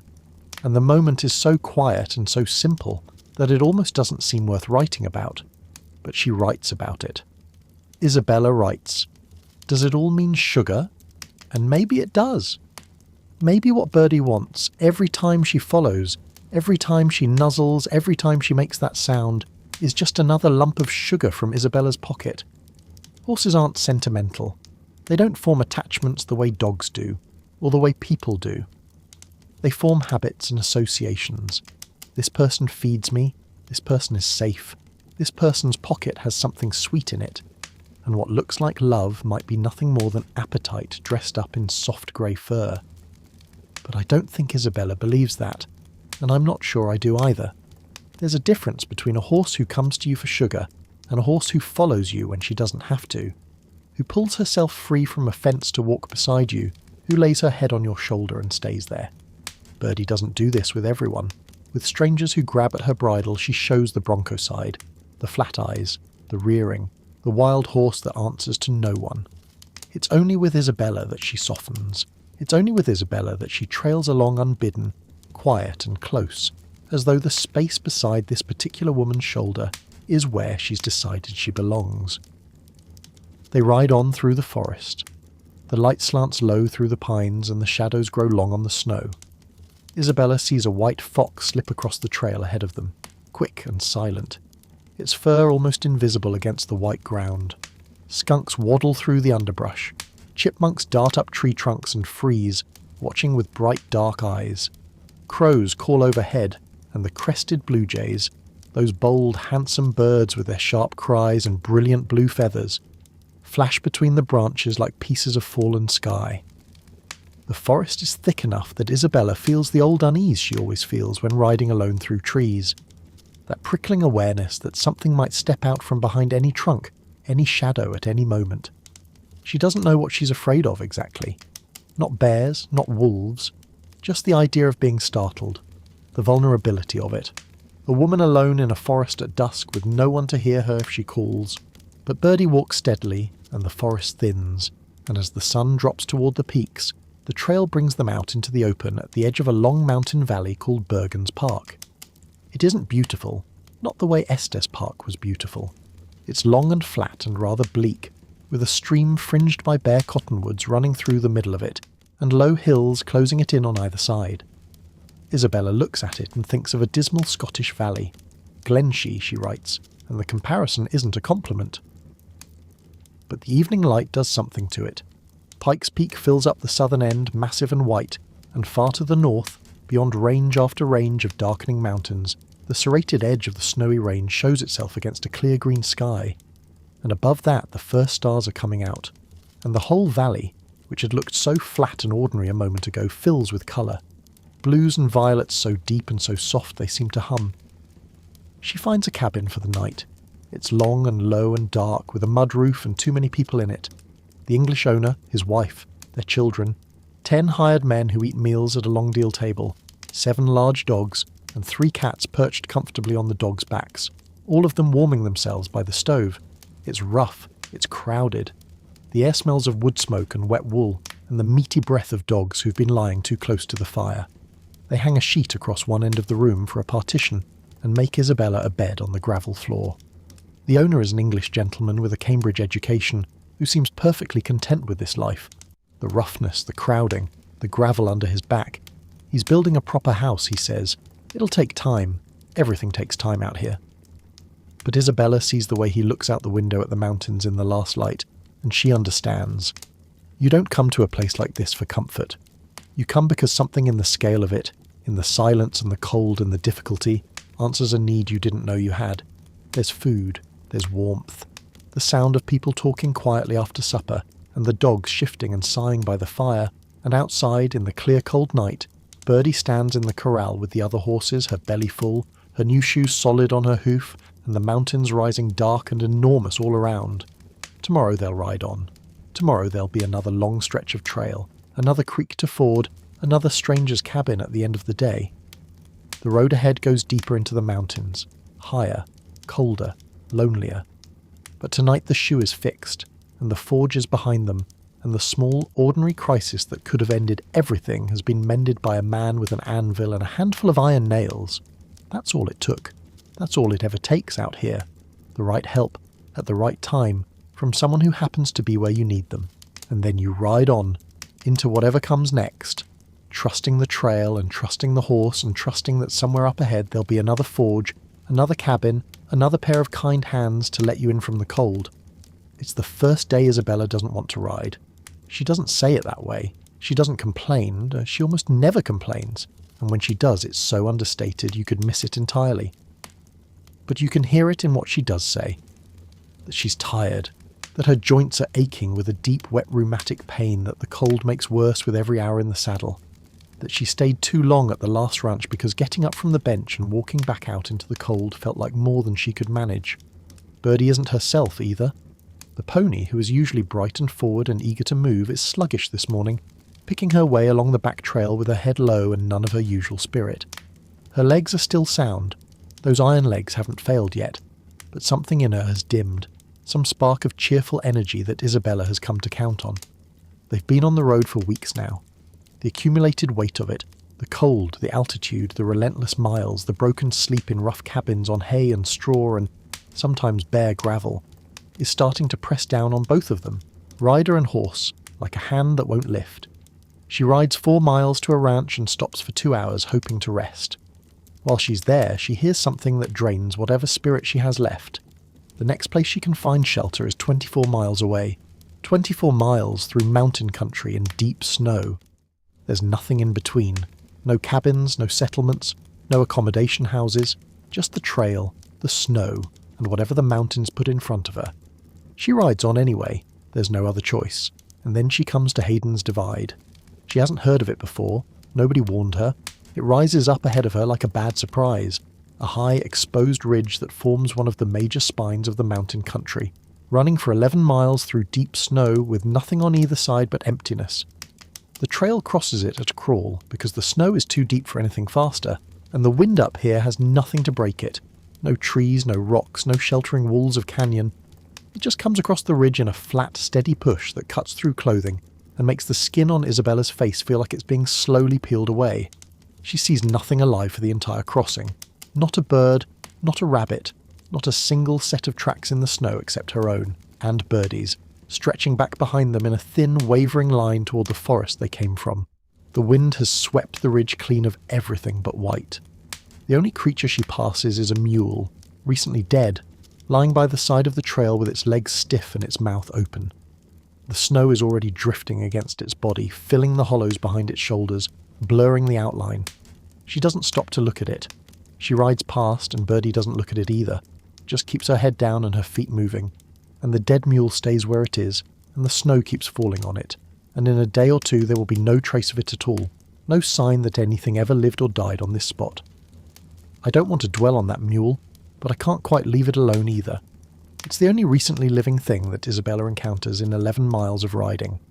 Whatever brought it down, cold, exhaustion, a thrown shoe, a broken leg, the simple failure of a body that had been asked to carry too much for too long.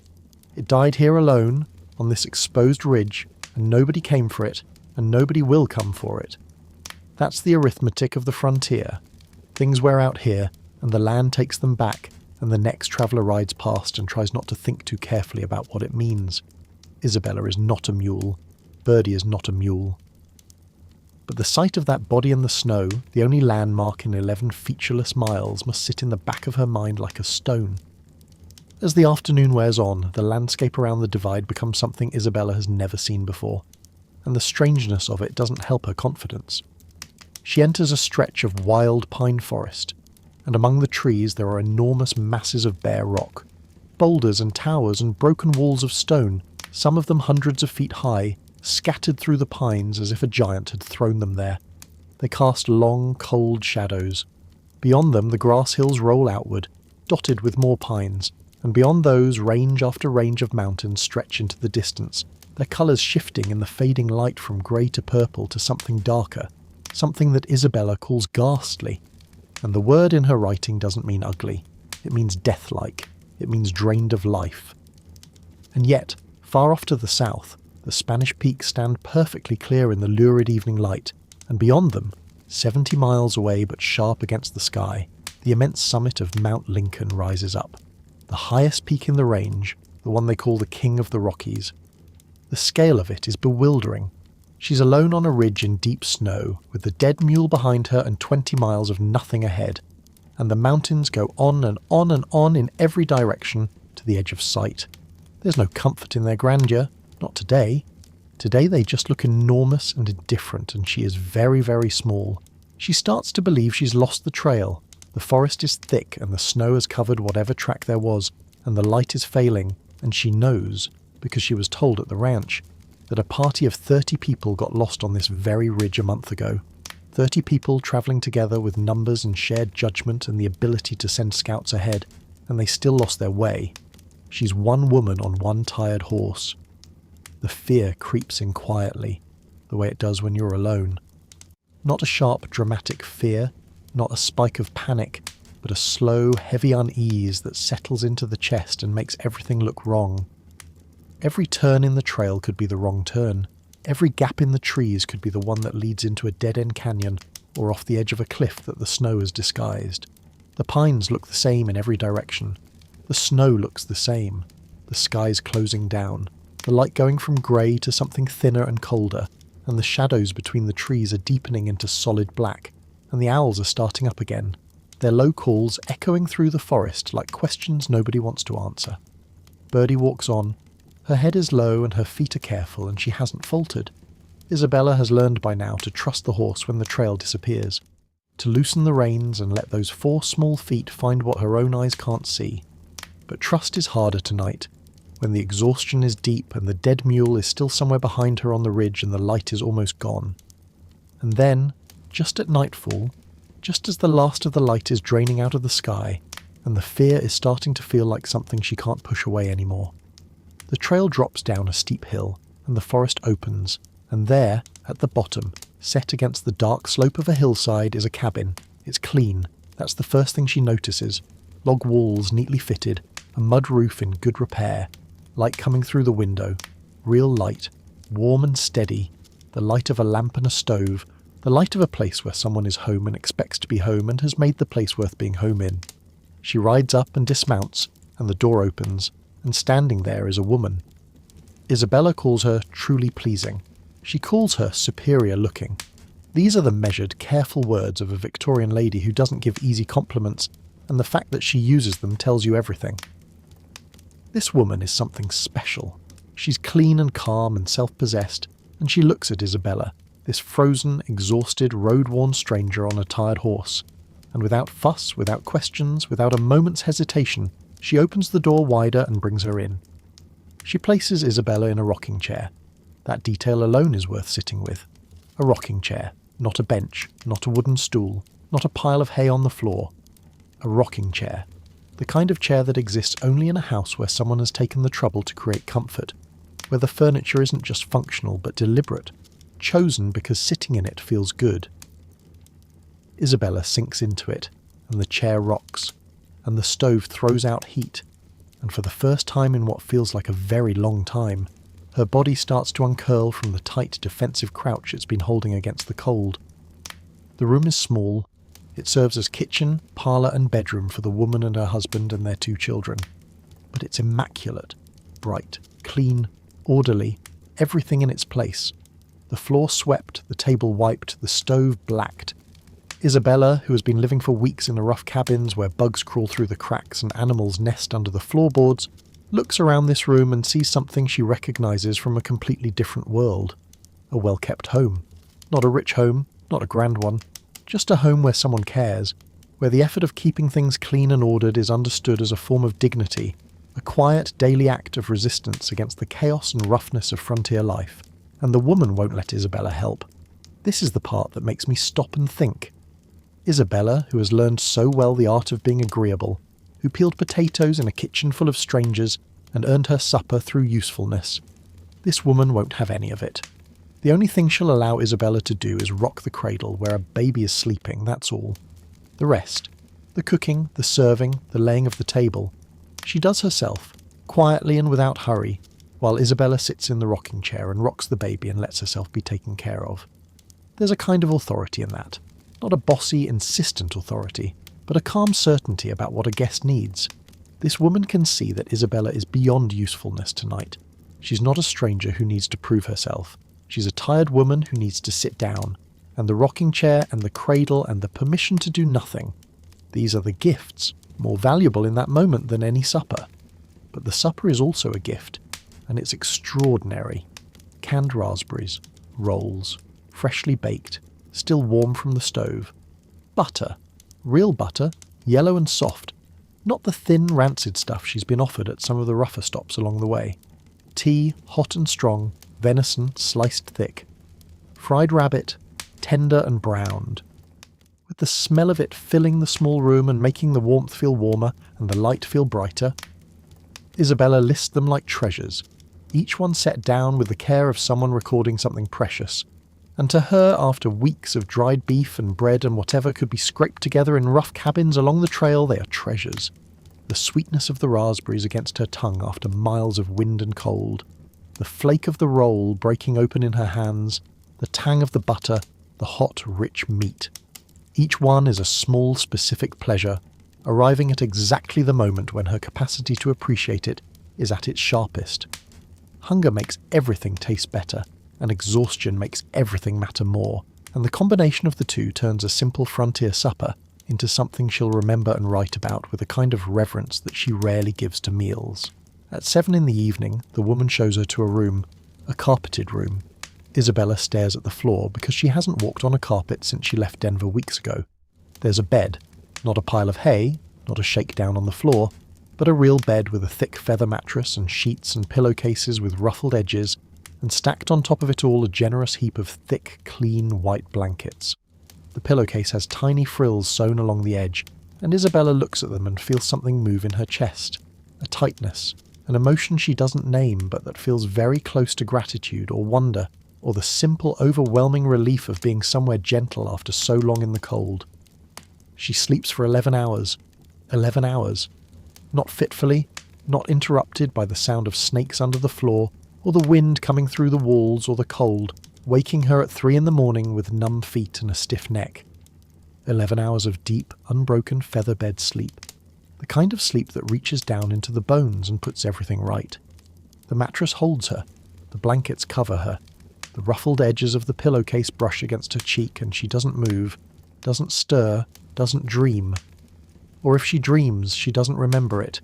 She just sinks, the way a stone sinks in still water, down through all the layers of tiredness that have been building for weeks, past the aching joints, and the stiff back, and the frozen feet, and the long, frightening hours on Hayden's Divide, down to somewhere deep and quiet where the body finally lets go of everything it's been holding.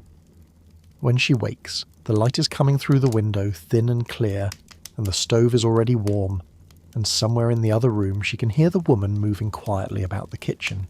The soft clink of a cup, the creak of a floorboard, the small domestic sounds of a household beginning another day. Isabella lies still for a moment, listening, wrapped in the warmth of those white blankets, and the 11 hours she's just slept feel like the most generous gift she's been given on the entire journey. You know what I can't stop thinking about? The pillow slips, those little ruffled edges sewn by hand, probably in the evenings by lamplight, in a cabin that serves as the whole world for this woman and her family. She could have left the pillowcases plain. Nobody out here would judge her for it. Nobody expects frills in a log cabin on the edge of Hayden's Divide, in a place where the snow is 11 miles deep and the nearest neighbour is hours away. But she sewed them anyway. She chose to make something beautiful in a place where beauty costs time and effort and yields no practical return, and then she put them on the pillow for a stranger.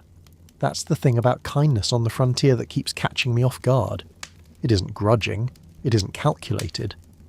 When it comes with raspberries and ruffled pillowcases and a rocking chair and a baby's cradle to rock, and it asks nothing in return, not even the peeling of a potato. It just opens the door and puts you in the chair and feeds you, and makes the bed with the good sheets, and lets you sleep. Outside, Birdie stands in whatever shelter the cabin provides, resting her tired legs, eating whatever has been put in front of her. Tomorrow the woman's husband will tell Isabella that the road ahead is probably impassable. Too much snow, another storm coming, but that's tomorrow's problem. Tonight the cradle has been rocked, and the supper has been eaten, and the stranger is asleep in the good bed, and the lamp has been quietly put out, and the cabin is dark and warm and perfectly still. The morning she sets out for the worst day of the journey, two men try to buy her horse. They're peddlers, Irish-American traders with a pack horse and a collection of cheap goods they're selling door to door through the mining camps. They spent the night at the same cabin Isabella did, sleeping in the next room, and all through the evening they kept circling back to the subject of Birdie. They admired her in a way that made Isabella uneasy.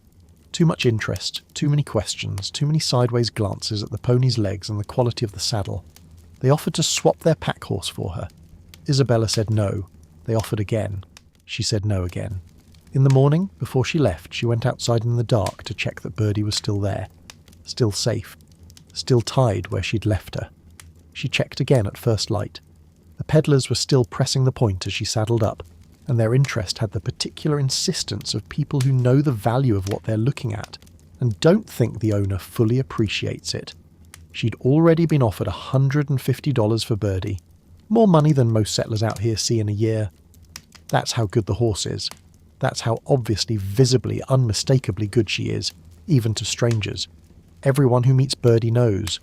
The stable hands who call her pet, the ranchers who whistle when they see her move, the peddlers who want to trade their own worn-out animal for this small bay pony with iron in her legs. Birdie is valuable, and Isabella, riding out that morning into the snow, knows that the horse under her is the most important thing she has. More important than the governor's letter of introduction. More important than the $100 she lost to Evans. More important than the black silk dress folded behind the saddle. Without Birdie, the journey ends. The peddlers also tell her she can't get through. The road ahead, they say, hasn't been broken. The snow is too deep. She should turn back. But the woman of the cabin, Mrs. Link, an educated, intelligent settler's wife, looks at Isabella and looks at Birdie and says she thinks they can make it. Try, so she tries. The first hours are blinding. She's climbing to 12,000 feet, and the sun at that altitude is merciless. A white, fierce, unwinking disk that throws off a light so sharp it feels like it's cutting into her eyes.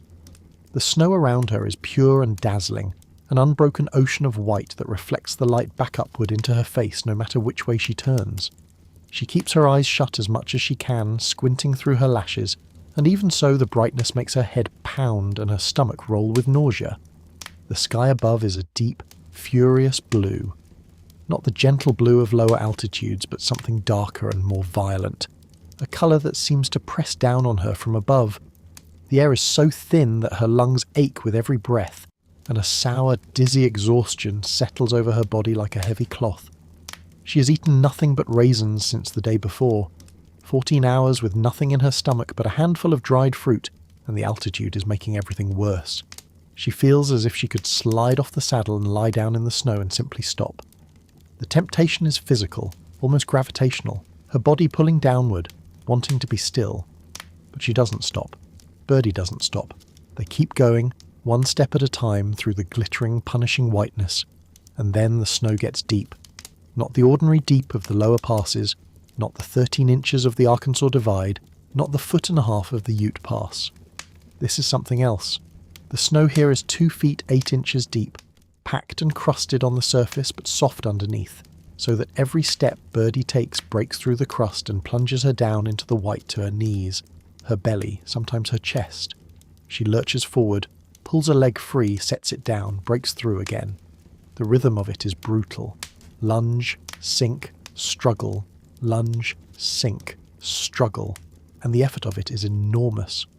Birdie is strong, but she's small, and the snow is relentless, and there's no trail, no track, no set of footprints to follow. Just white, in every direction, unmarked, deep. She falls. She falls again. She falls a third time, her legs folding under her, her body dropping sideways into the snow, and Isabella has to swing her leg clear to avoid being pinned. Birdie scrambles up, shakes the snow from her mane, and goes on. She falls again, and again. Each fall follows the same pattern. The front legs punch through the crust. The hind legs push forward to compensate. The crust gives way under them too, and the horse goes down, twisting, struggling, her whole body working against the grip of the snow. By Isabella's count, Birdie falls 30 times over the course of the crossing. 30 times those legs that everyone calls iron, that have never stumbled on the roughest ground, that have carried her over mountain passes and through frozen rivers without faltering, give way beneath her, and 30 times she hauls herself back to standing and goes forward. She doesn't hesitate, she doesn't refuse. She gathers herself, plants her feet, and pushes on into the next stretch of deep, treacherous white. Isabella gets off. She can't bear the weight of her own body on the struggling horse anymore. Every pound she adds makes Birdie sink deeper, makes each fall harder, makes the recovery slower. She dismounts into snow that comes up past her waist, and she walks, if you can call it walking, in Birdie's footprints, stepping into the holes the pony's hooves have punched through the crust, because the broken snow is the only surface that will hold her weight. Each step is a small, separate act of effort. Lift the foot, place it in the hoofprint, sink, pull the other foot up, step forward, sink again. Her skirts are soaked, her boots are full of snow. The cold works through the wet fabric and into her skin, and the effort of moving through snow this deep at this altitude, with nothing in her stomach, is staggering. She thinks they manage roughly a mile every 2 hours, maybe less, and then they go down. Adrift, its surface rippled like sea sand, smooth and beautiful and concealing its real depth, swallows them both. Birdie goes in up to her back. Isabella goes in up to her shoulders. For a moment they are both stuck, buried in white, the snow packed tight around them like a fist. Isabella can feel the cold of it against her chest, her arms, the sides of her neck. She can feel Birdie's body surging underneath her, the horse straining to find something solid, her legs churning in the loose, deep snow. It's the closest thing to panic Isabella has seen from Birdie since the ice broke on the creek. The pony fights. She heaves herself forward, lunging with her whole body, her hindquarters driving, her forelegs clawing, and slowly, terribly slowly, she drags them both out of the drift and onto harder ground. I think about Birdie in that moment. 30 falls, and she keeps getting up. A drift that buries her to the spine, and she fights her way free. This is not training. This is not obedience. This is something in the animal that simply will not stop. A stubbornness that goes deeper than any human instruction. A refusal to lie down and stay down that has nothing to do with sugar or snaffle bits or gentle slaps on the flank. This is what wild horse blood means. This is the part of Birdie that came from generations of horses who survived Colorado winters on their own, without shelter, without feed, without anyone to dig them out of drifts. The iron in her legs isn't just strength, it's memory. It's the inherited knowledge of a body that has been built over centuries to get up again. At last they break through. The snow thins, the ground drops away beneath them, and Isabella looks down from the ridge and sees below her the great rolling expanse of South Park. A high prairie, 10,000 feet above the sea, treeless and vast, stretching 75 miles between ranges of mountains. The snow that fell on it has been swept away by the wind and dried by the sun, and it lies there brown and open and almost warm-looking after the white nightmare of the crossing. She describes it as a silent sea, and the phrase is exact. It has the same flat, mournful emptiness of water seen from a great height, the same sense of distance without feature, the same loneliness. But after what she's just come through, loneliness feels like luxury. She canters across its narrower southern edge, and Birdie moves easily again, her legs freed from the grip of the snow, her head coming up, something of her old energy returning. For a few miles the riding is almost pleasant, the ground firm underfoot, the sun warm on their backs. Isabella strikes the Denver Stage Road and thinks the hard part is over. It isn't. The hard part, as it turns out, is only beginning to change its shape. The road takes her into the Platte Canyon, a narrow, winding ravine hemmed in on either side by pine-covered mountains 12,000 feet high. The pines crowd together so thickly that the road below them is in permanent shadow, and as the afternoon wears into evening, the shadow deepens into something that isn't twilight but actual darkness. A dense, pressing physical dark that settles over the canyon like a lid. The snow that melted during the day has refrozen into a smooth, unbroken sheet of ice. The road is a skating rink. Birdie begins to slip. Not the stumbling of deep snow, but the uncontrolled sliding of hooves on ice, legs skidding sideways, body lurching, the awful helplessness of an animal who can't find purchase on the ground beneath her. Isabella dismounts and tries to walk, but she can't keep her feet either. The two of them slither and stagger in the dark, and Isabella realises with a cold, practical clarity that if Birdie falls on this ice, she could fall on top of her, and in this canyon there's no one to help. So she does something that, told plainly, sounds absurd. She takes the men's socks from her pack, the thick wool socks she was given at a ranch days ago, the same kind she pulled over her own boots on the morning of the Arkansas Divide, and she kneels down in the freezing dark. The ground under her knees is solid ice. The cold comes through her riding skirt immediately, sharp and deep. She can't see a thing. Not her hands, not Birdie's legs, not the ground. She works entirely by feel, lifting each front foot, the familiar weight of Birdie's hoof in her palm, the cold iron of the shoe smooth against her fingers. She smooths the wool over the shoe, pulls the sock up past the hoof and over the fetlock, tugs it snug. The whole operation is conducted by touch alone, in a silence so complete that the only sounds are Birdie's breathing. Slow, patient, trusting, the breath of an animal who has learned to stand still when her rider asks, and the faint creak of the pines stiffening in the frost, and somewhere far off in the blackness, carried down the canyon on air that's 30 degrees below freezing, the low, drawn-out howl of wolves. The socks work. The wool grips the ice where iron couldn't, and Birdie's front feet stop sliding, and they begin to move forward again, slowly, carefully, through the tightest stretch of the ravine. The river runs close beside the road, invisible but audible, a rushing, tumbling sound in the dark. The pines sigh and groan in the severe frost, and there are other sounds too, sounds Isabella calls eerie and doesn't explain, sounds that might be the ice cracking on the river or the trees settling in the cold or something else entirely, something she doesn't want to name. She can't see. Not dimly, not partially. She can't see the road, she can't see the trees, she can't see Birdie's ears, which are normally right in front of her face when she rides. The darkness is absolute. She loosens the reins and lets the horse have her head, because there is nothing else to do, nothing else to trust, nothing else to navigate by. Just the feel of the horse underneath her, the motion of the walk, the slight shifts of weight as Birdie adjusts for the terrain she can sense and Isabella can't. The wolves howl again, closer now, and an owl calls from the pines, and the river rushes in the dark, and Isabella rides blind through the canyon, with her life entirely in the keeping of 4 small sock-covered feet. There's something about this moment that I want to hold very carefully. The darkness, the cold, 30 degrees of frost, her boots and stockings frozen solid on her feet, the wolves, the 14 hours without food, the 30 falls, and underneath all of it, the quiet, unshakable fact that she's still moving forward. She hasn't stopped. Birdie hasn't stopped.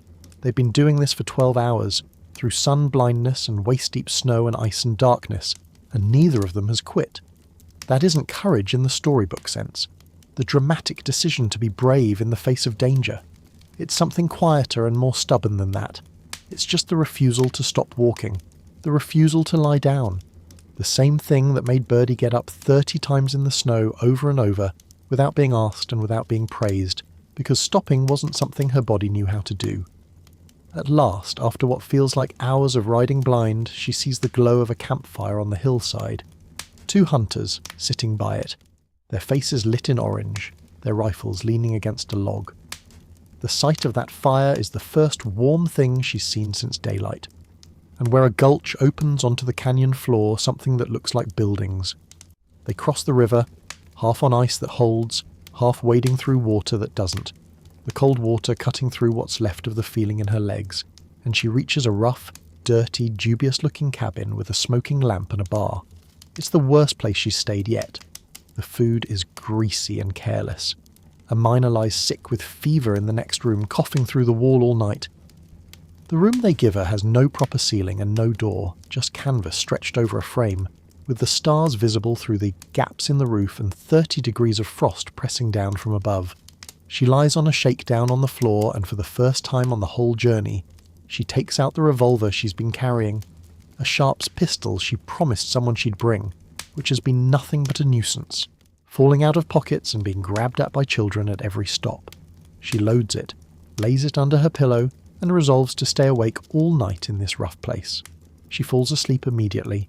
In the morning, when the bright sun comes through the roofless ceiling and lands on her face, she laughs at herself, puts the pistol away, and decides she'll never bother with it again. Outside, in the bitter cold of the canyon, Birdie stands with her socks worn through and her legs tired and her belly waiting to be filled. 30 times she fell today, and 30 times she got up. That's the thing I carry from this day. Not the danger, not the bitter cold, not the wolves or the black ice or the waist-deep snow, just the image of a small brown horse, buried to her spine in a snowdrift, fighting her way free, shaking the white from her mane and walking on. The morning she rides out for the last time, the sun rises purple. She's up before dawn, breakfasting by lamplight in the cabin at Estes Park, packing the last of her things, barely 2 pounds of gear, a handful of raisins, the mail pouch, an extra blanket rolled under the saddle. It's early December now and the park is deep in winter. The mercury sits at 11 degrees below zero. The ink on the table has to be kept on the stove to stop it from freezing solid in the pot. Outside, in the cold dark, Birdie is saddled and waiting, her breath making slow white clouds in the still air. And then the sun comes up. But it's not the sun she's used to. Not the sharp, clean, golden disk that she's watched rise over these mountains for weeks. This sun is purple. A deep, bruised, violet-tinged purple. Like a jar in a chemist's window, rising behind the peaks in a haze of colour that looks wrong, that looks unsettled, that looks like the sky's trying to tell her something. The clouds that should have been morning mist lift briefly, showing the purple disk, then come down again and close over everything like a curtain. She doesn't know what it means. She rides out anyway. If she'd known, if she'd understood that a purple sunrise in the Rockies means a storm is gathering strength, she would have turned around and gone back to the cabin. She writes this later with the flat certainty of hindsight.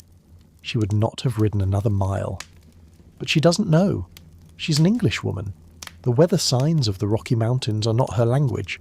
So she rides down out of the park and into the gulches, and the mist closes around her, and the air begins to freeze. Not the air itself, the moisture in the air. The fog turns to ice. It happens slowly at first, then all at once, the tiny water droplets in the mist crystallizing into needles of ice that hang in the air and settle on everything they touch. Birdie's coat whitens. Her long mane, which usually hangs dark and loose along her neck, stiffens and turns pure white with frost. The thick beard of hair that covers her throat, a wild horse feature, a mark of her mountain breeding, freezes into a solid white mass. Isabella's own clothes stiffen and crackle, her riding dress, her sleeves, her hat, her gloves. Everything is coated in a fine, glittering layer of ice crystals that catch what little light comes through the fog and throw it back in tiny, sharp sparks. She and Birdie together look like two creatures carved from frost, moving slowly through a frozen world. The trail drops through 10 miles of gulches that Isabella barely recognizes. She's ridden this ground before. She knows these canyons, these streams, these stands of pine. But the ice has transformed everything into something alien, something that belongs to a different world. Every tree is silvered. Every branch, every needle, every twig is coated in a layer of white so fine and so complete that the pines look like enormous chrysanthemums carved from ice. The streams are locked under bridges of frozen water so smooth and so solid that Birdie walks across them without even breaking stride, and Isabella doesn't realise until later that they've been crossing water. The gulches look fathomless, dark canyons filled with clouds that boil upward from some invisible source, and through the cloud the shaggy summits of mountains appear for a moment, enormous and close, and vanish again before she can be sure they were real. Everything looks vast and vague and uncertain, as though the mountains have been replaced by their own reflections in a foggy mirror. Through a brief opening in the fog she sees something that stops her breath. A huge shape, dark and slow, with an enormous spread of wings, comes sailing toward her out of the mist. For a moment it looks impossible. Too large, too silent. A phantom, a thing from a fever dream. Then it passes directly over her head, close enough that she hears the strange rustle of its feathers, and she sees it clearly. A mountain eagle, vast and magnificent, carrying a small animal in its talons. The bird doesn't look down. It doesn't alter its course. It moves through the frozen air as if the storm were nothing, as if the mountains and the ice and the woman on the horse below were nothing, and then the fog closes behind it and it's gone. But the image of it, that ancient, unhurried, sovereign creature, stays with her long after the mist has swallowed it whole. She rides on, the fog thickens, the wind shifts from west to east, then to northeast. The temperature drops further, and somewhere around the middle of the day, as she comes down out of the mountains and onto the open prairie, the storm hits. It's not like the other storms she's ridden through. Those were slow, quiet, blanketing affairs. Snow falling straight down in soft flakes, covering the world gently, almost tenderly. This is something else entirely. This is a prairie blizzard, and it arrives with a violence that takes her breath away. The wind comes from the east loaded with fine, hard, frozen crystals. Not snowflakes, but tiny shards of ice, sharp as grit, driven horizontally by a wind so fierce that they strike her face like grains of sand thrown from close range, cutting into her skin until it bleeds. The visibility drops to nothing. One moment she can see the brown stubble of dead sunflowers poking through the drifts, her only landmark, her only proof that she's on the track, and the next moment everything is white. The world becomes a howling, swirling, directionless chaos of wind and ice in which she can't see the ground beneath Birdie's hooves, can't see the sky above, can't see anything but the blinding, stinging whiteness that presses against her from every side. She wraps her face in a double layer of flannel, leaving only her eyes exposed. It's all she can do. The sharp crystals beat against them immediately. The wind drives the ice into her eyes, and the tears come, involuntary, unstoppable, her body's natural response to the assault, and the tears freeze. They freeze on her eyelashes. They freeze on her lids. In seconds her eyelids are sealed shut, frozen together by a thin, hard film of ice, and she is blind. There is no way to convey what that feels like, she writes afterward. And she's right. You can't. You can try. You can close your eyes and imagine the cold, the wind, the horse moving under you, the terrible disorientation of being unable to see. But the reality of it is worse than the imagining, because the reality includes the knowledge that you are alone on an open prairie in a blizzard, miles from shelter, on a horse who is also freezing, and your eyes are frozen shut, and the only way to open them is to take off your glove and use your numb, half-frozen fingers to pick the ice away, one tiny crystal at a time. That's what she does. She pulls off one glove. The cold hits her bare hand immediately. A burning, biting cold that will leave the back of her hand frostbitten by the time she's done. She raises her fingers to her face and finds the ice on her eyelids. It's thin but hard, a frozen film bonded to her lashes, sealing the upper and lower lids together. She has to pick at it with her fingertips, gently, carefully, one lash at a time, separating each one from its frozen neighbour, without tearing the skin underneath. Her fingers are numb. She can barely feel what she's doing. The wind is screaming around her, driving fresh ice into her face with every gust, and the crystals that she picks away are immediately replaced by new ones, forming from the tears that keep coming. It's a losing battle fought with frozen hands in a blizzard, and she fights it one eyelash at a time. She manages one eye. The lashes come free, the lid lifts, and she can see again, blurrily, painfully, through a veil of tears that want to freeze as fast as she blinks them away, but she can see. The other eye she leaves sealed. The storm is beating so savagely against it from the east that opening it would be pointless. The ice would reform in seconds. So she draws the folded flannel over it, accepts the loss of half her sight, and rides on. One eye open, weeping, constantly being picked clear. One eye frozen shut, the wind and ice hammering her from the side, and 8 miles of open prairie between her and the nearest shelter, and now the thoughts come. The thoughts that she's been holding off all day, that the storm and the cold and the blindness have finally let through. What if I'm riding south when I should be riding east? What if Birdie gives out? What if the dark comes before the town does? She writes that she shook these fears off. She writes that she was mountaineer enough to keep up her spirits.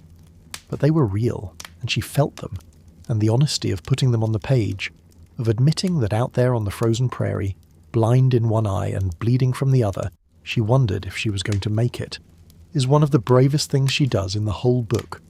Not the riding, not the endurance, the willingness to say, I was afraid, and underneath the fear holding everything up are Birdie's feet. Those 4 cunning feet that have carried her 600 miles over mountains and rivers and ice and snow. They haven't failed yet. They haven't faltered. In every storm, on every impossible trail, through every river crossing and every frozen gulch, those feet have found the ground and kept moving. Isabella loosens the reins and lets the horse go because there is nothing else to trust. The prairie is featureless. The snow has covered the track. She can't see. She can only feel the motion of the horse underneath her, the steady, determined walk of an animal who is doing what she has always done, going forward, finding the way, refusing to stop. There is a moment somewhere on that prairie that I think about more than any other moment in this whole story. Isabella can't see. The wind is screaming. The ice is cutting her face. She doesn't know where she is. She doesn't know if she's riding towards safety or away from it. And underneath her, Birdie walks. Just walks. Steady. Patient. One foot in front of the other. Through the blinding white. In the direction that her instinct or her memory or her extraordinary horse sense tells her is right. It's the purest act of trust Isabella will ever perform, surrendering her life completely to the judgment of a small brown horse.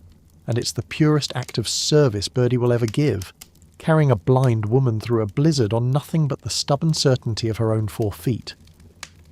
Isabella calculates that if she doesn't find Longmount within the next 30 minutes, the darkness will be total, and the cold will have taken so much from her body that she'll slide from the saddle and not be able to climb back on.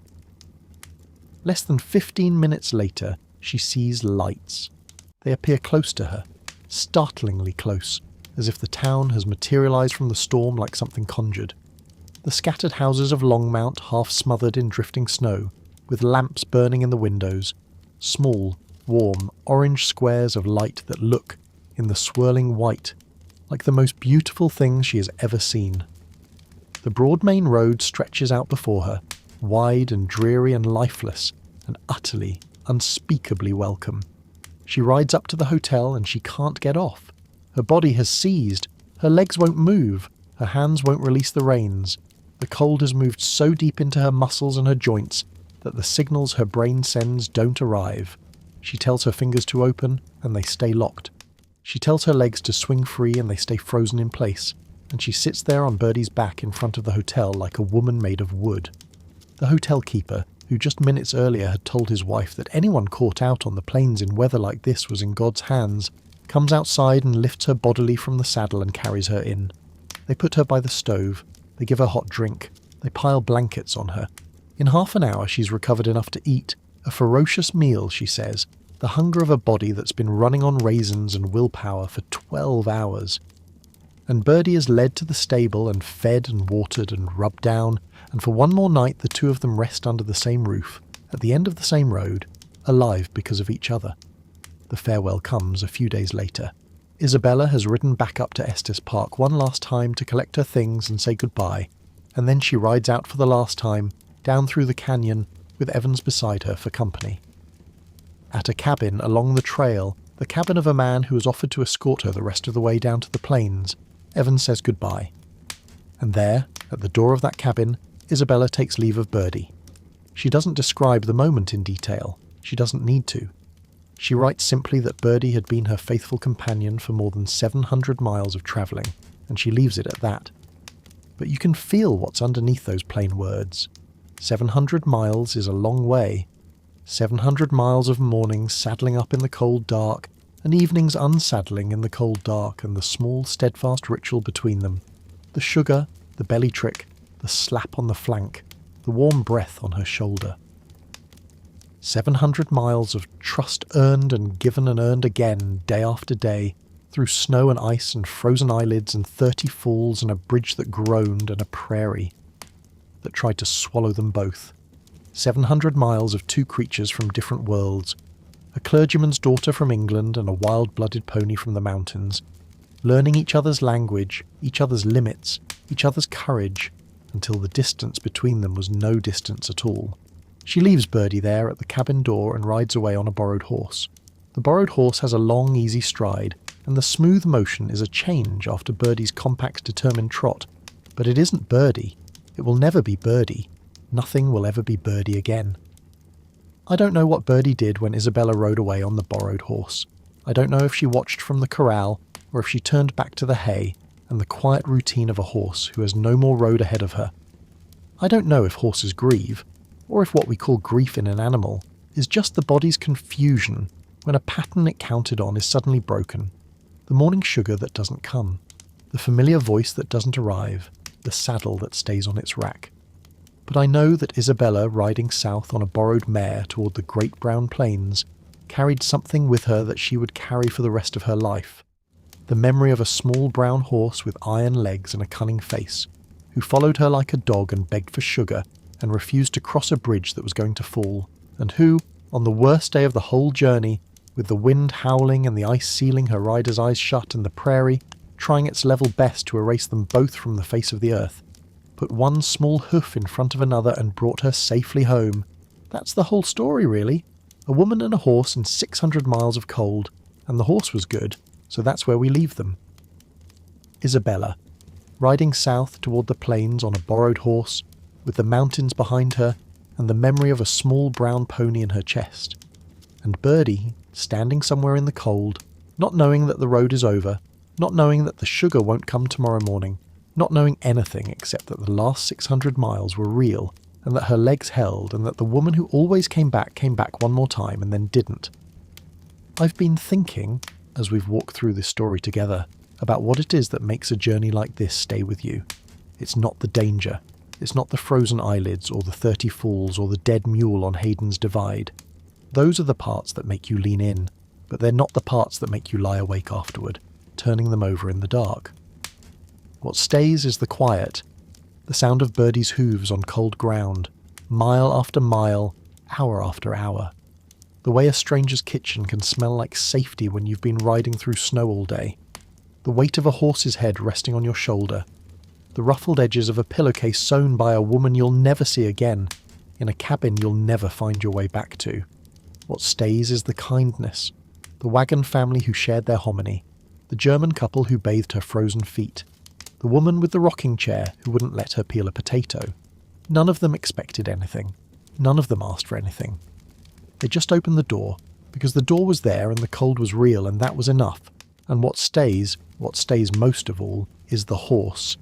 That small, stubborn, hungry, clever, iron-legged, belly-swelling, sugar-begging, bridge-refusing horse who carried a woman she had no particular reason to care about across 600 miles of mountain and prairie, because that's what she was asked to do, and because stopping wasn't something her body knew how. If any of that has settled into you tonight, if any small piece of Isabella's ride is still turning slowly in your mind as you lie here, I'd love to hear about it. Whatever you're thinking, whatever came up for you, you're welcome to leave it in the comments below, where you're listening from, what time it is where you are, whether the cold in the story made you pull your blanket a little tighter. There's no right thing to say. Whatever you feel like sharing is enough. And if this is your first time here, I want you to know what this channel is. We tell stories like this. Long, slow, quiet stories drawn from real history. And we tell them for one reason. To help you sleep. We'll go to medieval castles and ancient Egyptian temples and Roman kitchens and Victorian parlours. We'll follow servants and queens and soldiers and monks through the ordinary details of their ordinary days, and we'll do it slowly and gently and with as much care as we can. If that sounds like something you'd come back to, you're warmly welcome to subscribe. We'll be here with another story whenever you need one. Thank you for spending this evening with us. Thank you for staying all the way to the end of the road. I hope the ride was gentle enough to carry you towards sleep, the way Birdie carried Isabella through the snow, steady and patient and without a single wasted step. Sleep well.